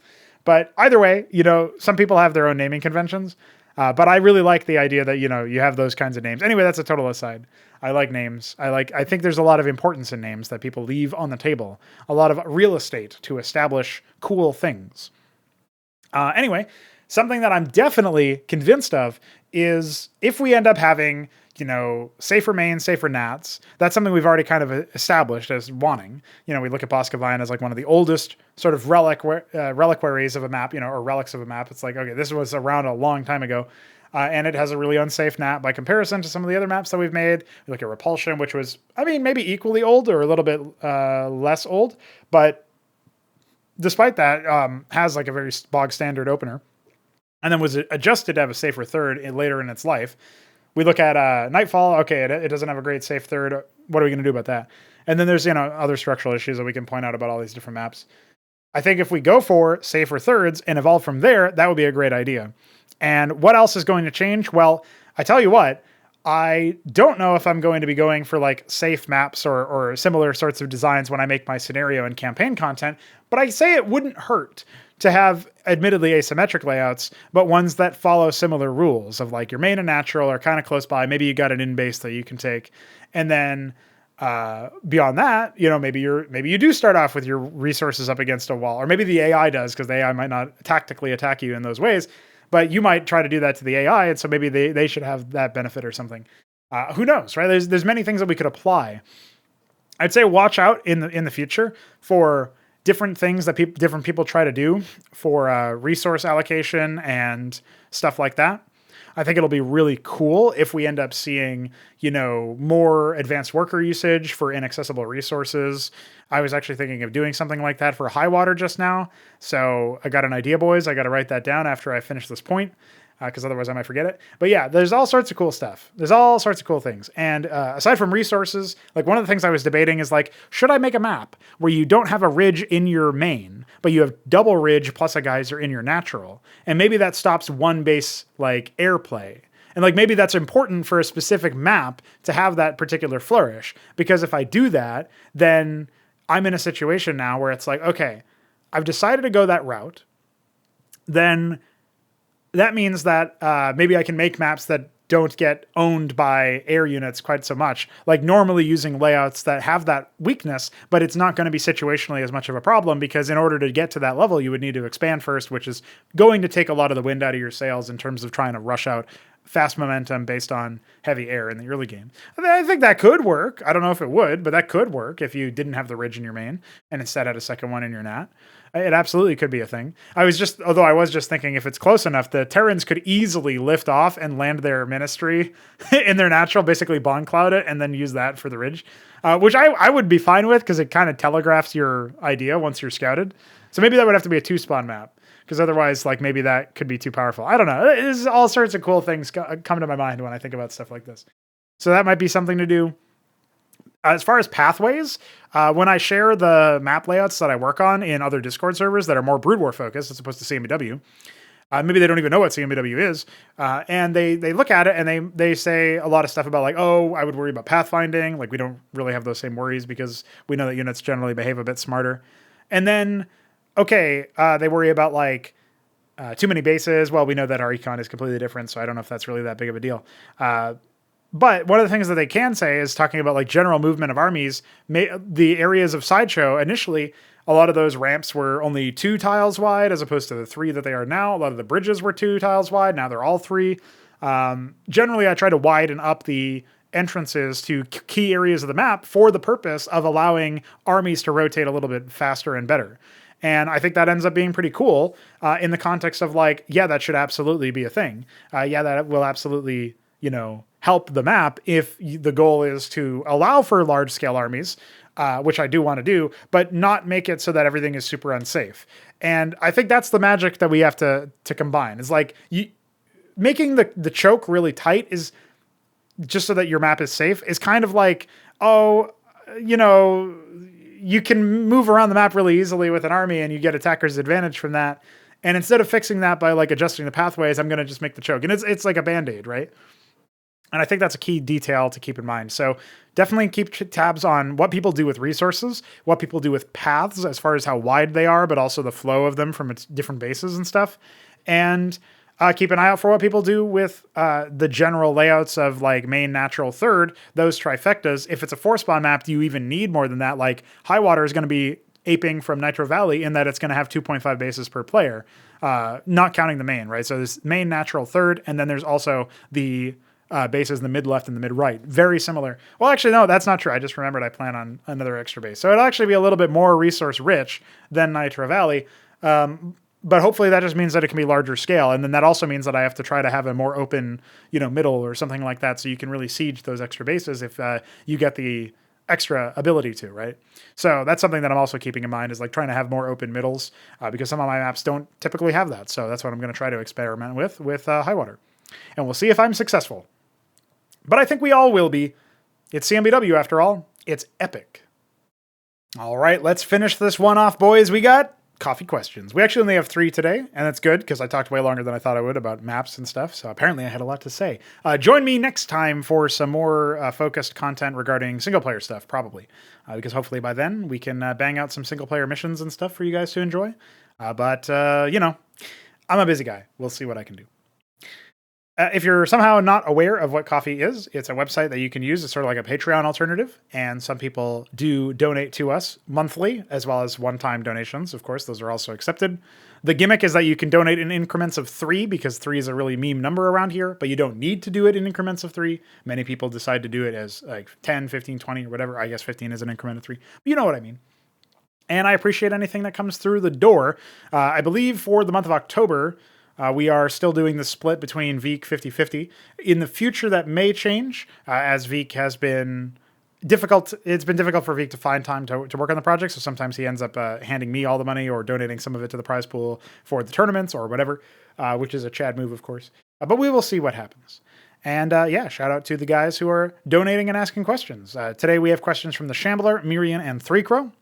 And we will, of course, continue to offer this on a once-a-week sort of basis. And actually, I should mention, Veek has been trying to put together some kind of mapping guide or his own personal thoughts on like how you approach map making. Similar in some ways, I guess, to some of the things that I elucidated here talking about map design. If you want to ask him questions or inform some of his content or even just take a look at what his current plans are, you can hop into the Ahmed's Arson Isle channel, which is the AAA channel, which is afforded to you if you donate, and you can provide some feedback for him or tell him what you think or ask him some questions that you want answered from his perspective. If you like his maps or you think that he might be able to help you answer some level design questions or something of that nature, feel free to check him out. I just figured I'd shout that out, signal boost it, because not very many people seem to know that it's a thing that he's working on, and I figure it will be cool to have that when it is done. So I'm trying to support that any way I can, because I like the thoughts, even if I don't end up agreeing with some of the stuff he says, or maybe I end up thinking, oh yeah, that's broadly applicable, but it doesn't apply in this case or whatever. It's still useful to have somebody else who makes a lot of content in the same environment or whatever provide their own spin on things, their own take on things, and so I would like to see that content when it is available. So I'm letting you guys know, and maybe you can make it even better. All right, let's get into it. The Shambler asks, if you had to name your son after one of your regencies, which would it be and why? Man, I had a laugh when I read that question. So the thing about Shambler is some of his some of his questions are a bit goofy. So I mean, first of all, let's narrow down the options. There are 20 regencies, and I'm looking through the list right now. And actually, I'm going to be honest, guys, I don't know if I can narrow down the options. Like, we're talking about... no, I honestly, I guess I could name him Gadamemter. I could name him... I wouldn't name him Psychora. Psychora is almost like a female name if you were going to use it as a name. I could name him Keltar. I guess I probably wouldn't name him Githrovan, because that's like... I don't know, that's an adjective almost, right? Like Githrovan Tech. Maybe Githrova would be like a name. That also sounds a little masculine, even though usually when you end on a vowel like that, it sounds a little bit more like a feminine name. So yeah, I don't know. Like maybe Githrova could be a name for that. Let me think here. And also I have to think, let me read this question again. He just says name your son after. So it's not like I need to use exactly the name. I can play around with it. Okay, what would I do? I might go with Githrova. I might do that. I mean, I like it because like Githrovans are meant to be these, they worship the sun. They are very honorable. They have good intentions, and the elite among them can back up their intentions with competence and, I would say like wisdom to know when their efforts are futile and they need to sort of pack their bags and move on, which in this case means glassing places, but it doesn't have to. It can sometimes mean something else. Obviously, you don't really glass stuff in your day-to-day life, or if you do, I would like to meet you. But, okay, there's the Githrova. Githrova is an option. I could see that working out. Is there anything else that I would think of? I feel like Embra could be a cool name, like just Embra, which would obviously be short for Embra Seat. Would I do Embra? Because Embra... I mean, like, I'm also trying to think about the poor kid. Like, if I give him a name, is he going to be made fun of for his name? And I mean, the answer is yes, no matter what. It's like, I guess if you give him a really generic name, he probably wouldn't be made fun of. But like the kids are creative and they're rascals, especially in modern society. So they will find a way to bully your kid no matter what. But similar to when I'm naming something, I would prefer to name it in such a way that doesn't like I'm trying to think of a good example of what I'm talking about. But it's like if you could really easily make something say like shit instead of what it actually is, for example, or some other like cuss word. Like if it takes like one letter change to do it or something like that, or it rhymes with that, I don't know, like it's a little too easy. And I'm not really seeing any immediate issue with Embra, but I guess it would be like, oh, bra, you wear a bra. I don't know. I'm trying to lower my level of thinking to the cognitive capabilities of like an 8th grade bully. And it's a little hard, but I feel like, I mean, at the same time, you could go, oh, what's up, Embro? Like, hey, that's pretty cool. He's my Embro. I don't know. I'm trying to think of what would you do. But I have to admit that when I first read that question, I was like, yes, my son, the solar throne. It's like, what the fuck? Probably not, right? It's probably not. No, I think Githrova, Embra, those are reasonable names. Maybe you add that to Psychora. Maybe those could be feminine names as well. I guess Ansif would sound almost, would be for Ansifi. Ansif would almost sound like an honorific in like a, okay, this is my ignorant of other cultures, white Americanness speaking. But I think Ansif kind of makes me feel like that could be either a name or a rank in like an Indian military or something like that. Or I guess maybe more to the point, it sort of evokes ideas of like, oh shit, what's it called when they have the, it's not Ken because that's Keltar, and it's not Keth because that's something that I used before Ember Seed. I had them be called Ember Keth. What am I thinking of? There's some term where the Fremen in Dune refer to like a keep that they have or a stronghold. And I'm blanking on the term, but anyway, that kind of reminds me of that. It's like, oh yeah, he's the leader of our whatever, our Ansif. Summon our Ansif. He must be called upon to cast judgment or something. I don't know. So that could be kind of cool. That's like a mystical or at least to me, it speaks to me in a mystical way. So that's kind of neat. Let me think about anything else that comes to mind. I do think it would be Chad to call him Gadamemter. He's the all-encompassing one. He's the guy who's going to fuse with AI in the future and become a super intelligence. So, similar to, actually, in some ways, I referenced Dune earlier. My son's apparently the Golden Emperor, guys. Get ready. Get ready for that golden path. Let me think about that. No, I think that's it. I think I've kind of narrowed it down. Ansif is a pretty cool one, but if he's like white as fuck like me, then that's going to maybe make people think, what the fuck? I guess I could do Keltan instead of Keltar. It's not really something that you wouldn't say it as part of the Regency, but it's clearly derivative of it. And if I think he's going to be a warrior, maybe I would name him that. Githrova is kind of cool, but might also be a bit more of a feminine name thanks to the vowel. I think the same could be said for Embra. Obviously, I mentioned Psychora. Yeah, so, Gadamemter and Psychora, my son and daughter. Maybe that's what I would do, just for the fuck of it. I mean, we have this is totally, it's not really totally unrelated, but we have this joke, my brother and I, where my brother once called our dog a dickhead, and our mother was very offended that we would call the dog that, or he would call the dog that. And his quote was, well, in my defense, he was being a dickhead. Yeah, my brother's pretty legendary. He kind of learned it from the best. Me. But I will say, I did then want to name my dog, my next dog, Dickhead, just for that. But then I also thought about naming my next dog, like, just literally like the dog and bark noise that I make. That's on the soundboard. If you're ever part of our dumb phone poster squad, you've indubitably heard that whenever Luciferius joins or anybody does it in the soundboard.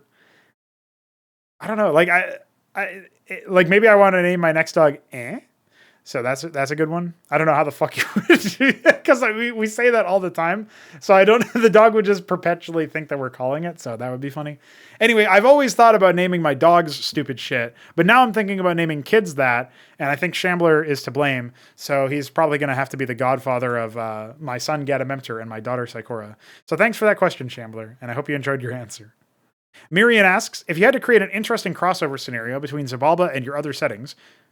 Oh, and my other settings. Okay, that's interesting. I misread that earlier. How would you go about it? What regencies and factions would you choose to interact? So he mentions like he doesn't want, he's specifically asking in a way that wouldn't result in a curb stomp of like Xibalba, just the Xibalba regencies just being absolutely ridiculously powerful. So I've already kind of started to do this because the Ascension are coming to CMBW when we extend iScript, and they are a sub-faction or sub-race, a member race of the Ember Seat, which are themselves like a fledgling regency or like the weakest regency or something around the weakest regency in Xibalba. So that kind of already shows you it's like one part of this regency, admittedly like way back in time as well, is a case where we're dealing with like, wow, they're like a small, and even in lore, it's like a small segment of them scattered around, similar to the Dune books. Again, third time they're coming up. The scattering that happened after the Golden Path ended, or I guess that's part of the Golden Path technically, but you guys know what I mean if you read the books. The scattering that happens there is like, okay, something similar happened because the home world of the Ascension was shattered in some kind of conflict. And I'm leaving it ambiguous deliberately because I don't know if I want it to be a civil conflict or if I want it to be that they were fighting some other regency or some other thing from one of my other settings maybe that may also come as a fifth race to CMBW. Oh my God, he said it. Yeah, I don't think that's going to happen, but you never know, man. Dream big. Dream fucking big. So I think technically we were already doing that, right? With the Ascension popping in, but it's like it's the Ascension before a lot of the events of Xibalba. So they haven't yet met up with the other regencies or the other races rather that are going to form the Ember Seat coalition. Like the Dateron might not even exist yet. Or if they do, they're maybe in a very different area of the cosmos, et cetera, et cetera.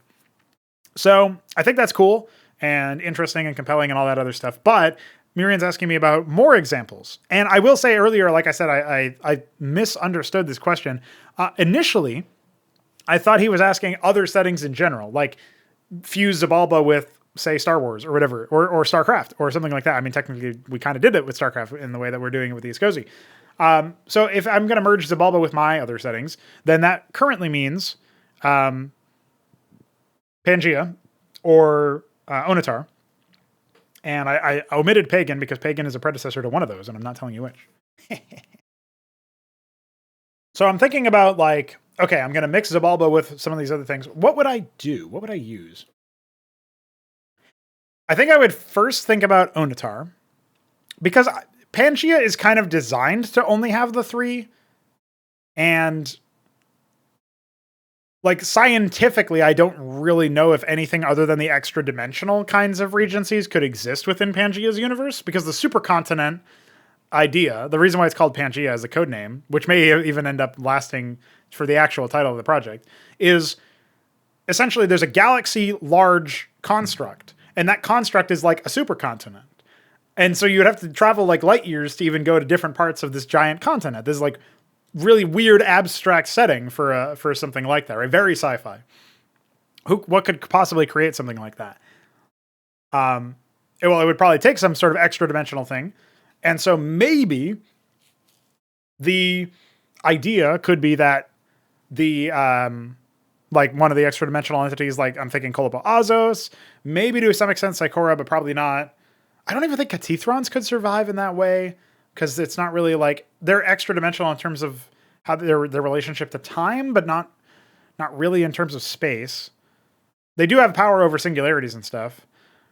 Maybe they could, but like, yeah, everything else is like the environment has been carefully attuned for specific life forms in a way that you can't really bypass it with just like suits of armor with like rebreathers and stuff. It's like actually the laws of physics are just different in Pangea. In some very important ways. And I don't think it would allow for some of the chemical byproducts. But even if you avoid that and you ignore that and you're just like, okay, well, whatever, throw it in. What would be interesting, right? And that's sort of the essence of the question for me. I know Myrian likes the world building stuff and maybe a little bit more on the hard sci-fi scale in some ways, where he likes explanations. Like, you know, when we're phone posting and he sees me playing games, sometimes he has questions like, how do you explain how the Lekizalisk attacks with the subterranean spines? And I'm like, bro, I have no idea what Blizzard was intending.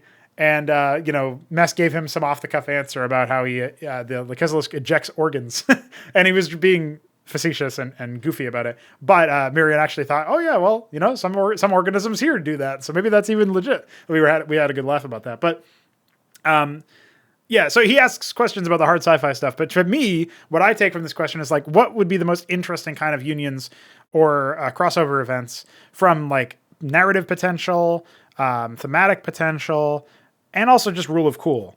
And I think the rule of cool will at least coincide a little bit with the world building stuff too. So that will still be Myrian's, Myrian's money's worth essentially. Let me think about that. What would we do? I think it could be really cool for the Delventhos to show up, but in their like maybe the conceit would almost be that the Delventhos were ancestor simulating, or something similar to that with regards to Onatar. I don't know if Pangea could be crossed. Maybe you could do that with the Delventhos too. But in Onatar, it's a lot more like, oh, this is just our reality, so you can do the same things in Xibalba.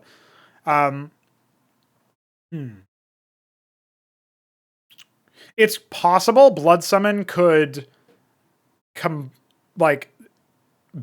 Kolopoazos through their like fear worship that they do. I think it's not really like super. I haven't really super thought about like the relationship between the two of them and what it could be. But if you add Kolopoazos, you basically add like anything Kolopoazos wants to do.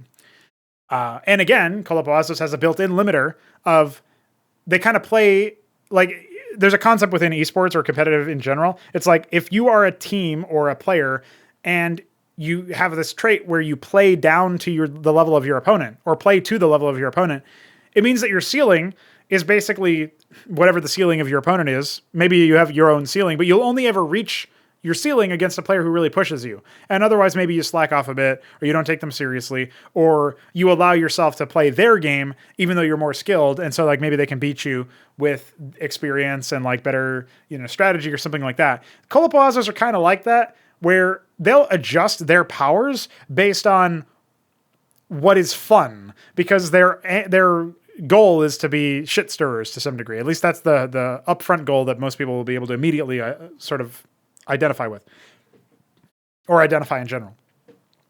And that means that when we're thinking about it in terms of like, okay, the Kolopoazos exist in my setting, what does that change about it?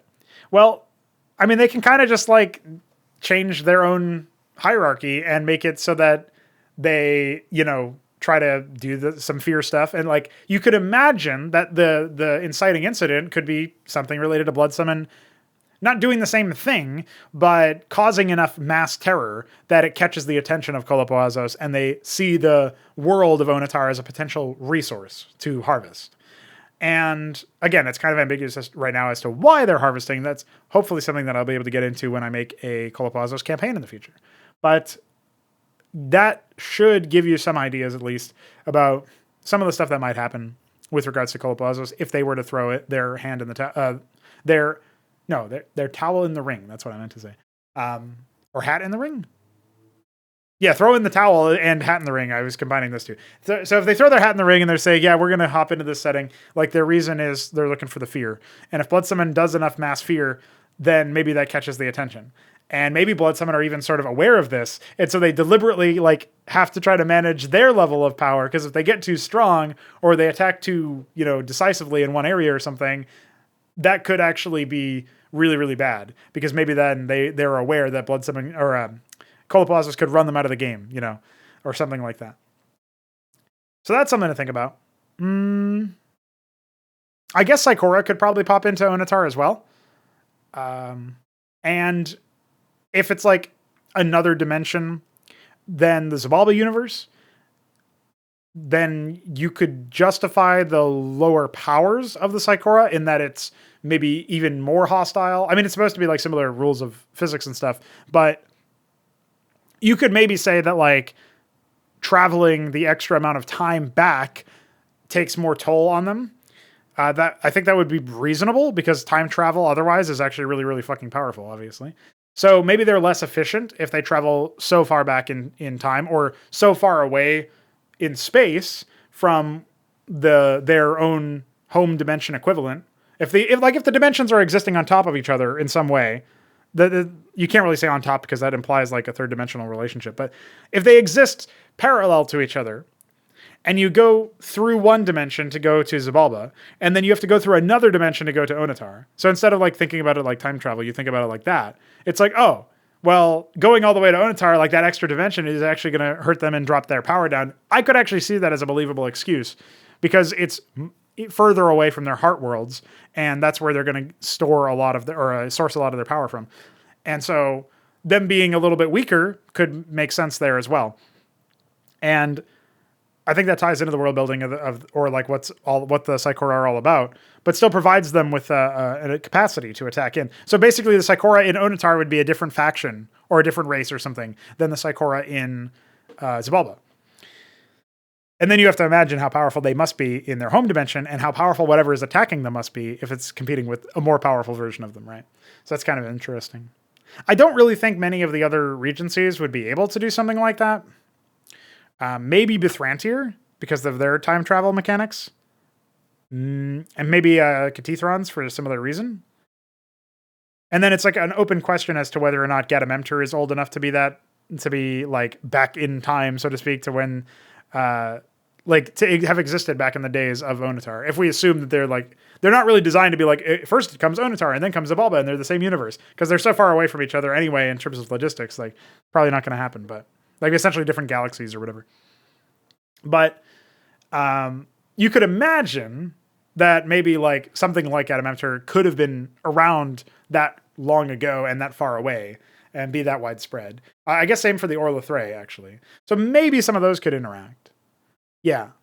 So anyway, hopefully that gives some ideas. I mean, it's just like, if you run into a smaller amount of Orlithrae, which is like still, you're talking about like billions as opposed to trillions or beyond. And it's like, okay, maybe we can survive as mankind or as entropic, stuff like that.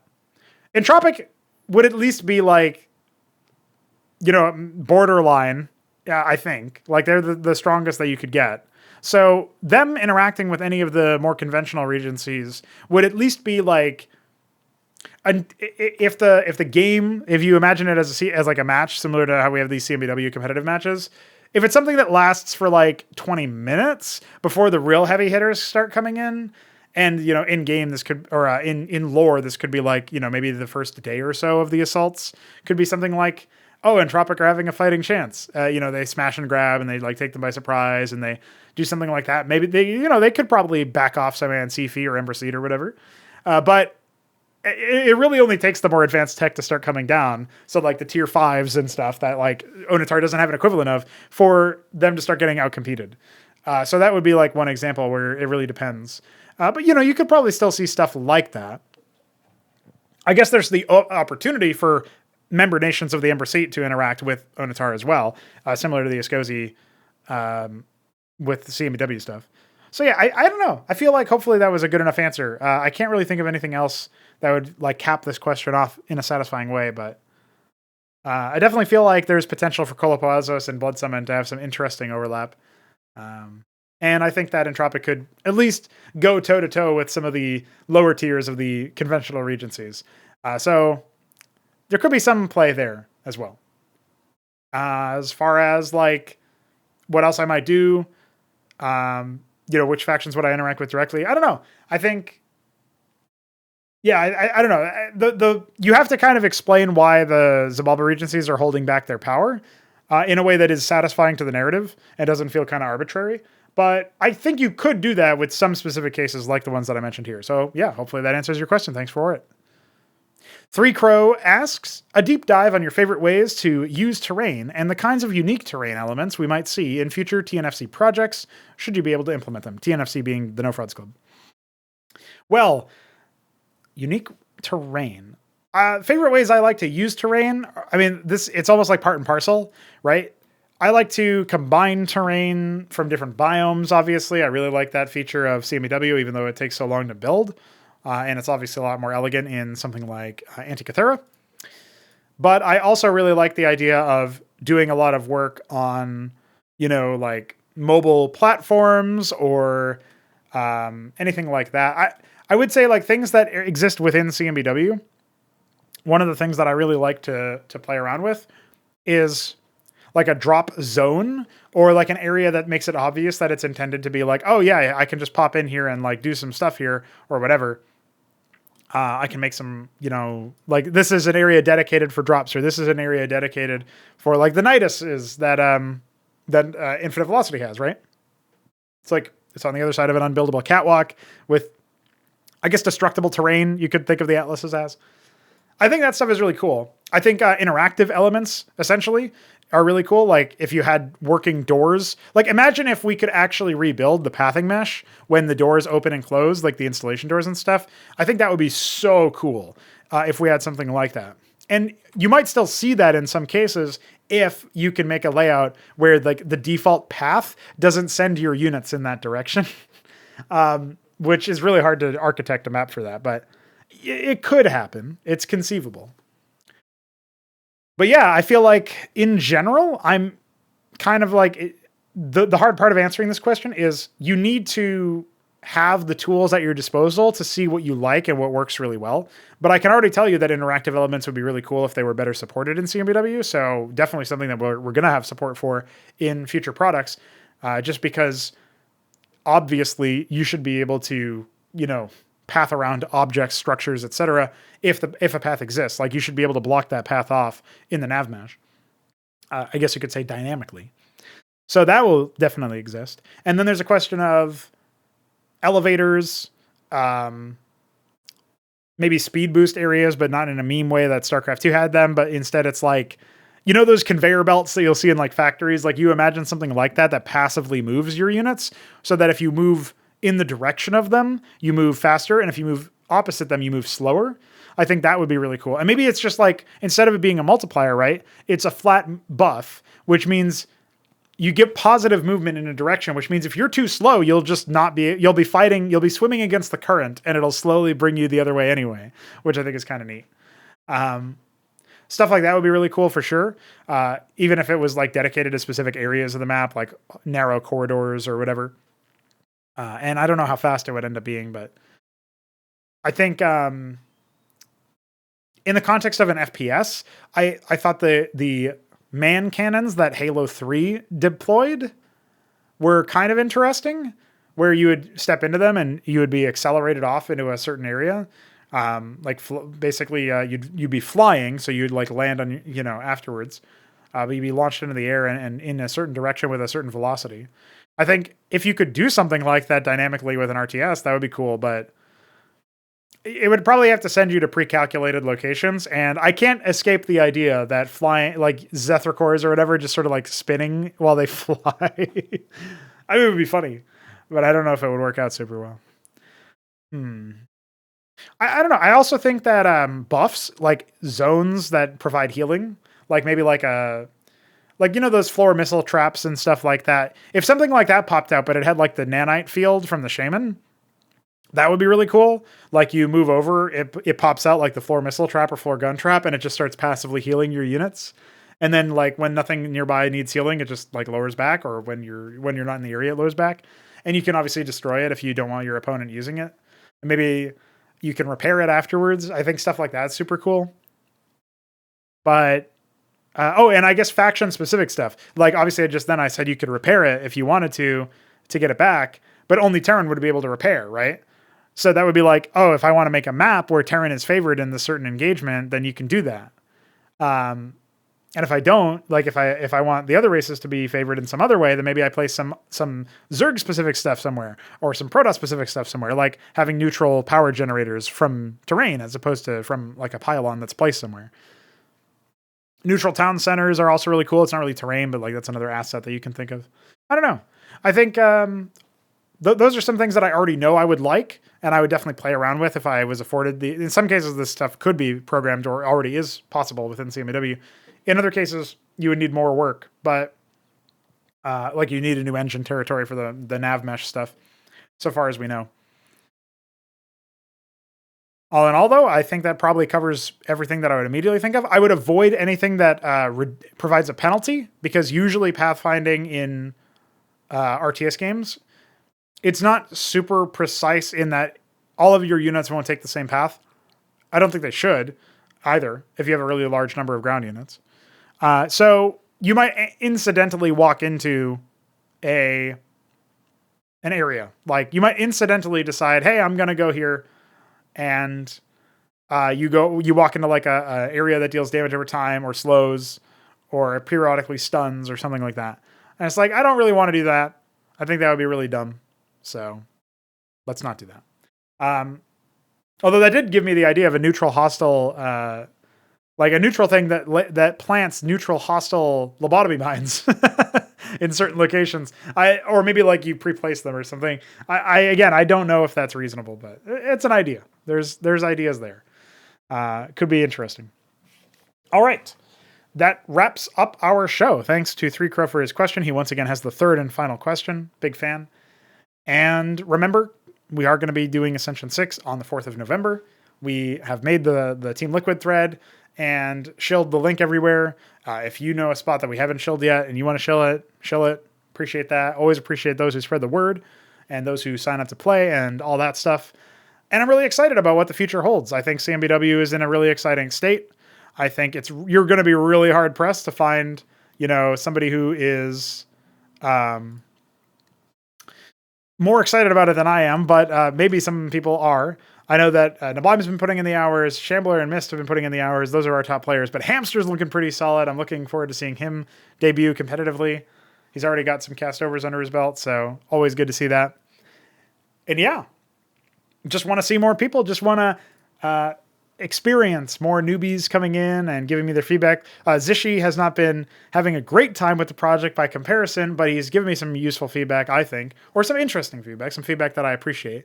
And so even if it's not all positive, even if it's not all a bunch of people saying, dude, you're epic, I still think sometimes it's good for the project, right? It's good to know that like what some people are thinking and yada, yada, yada. So tell me what you're thinking. And until then, see you later. GG. Don't die. All right, bye.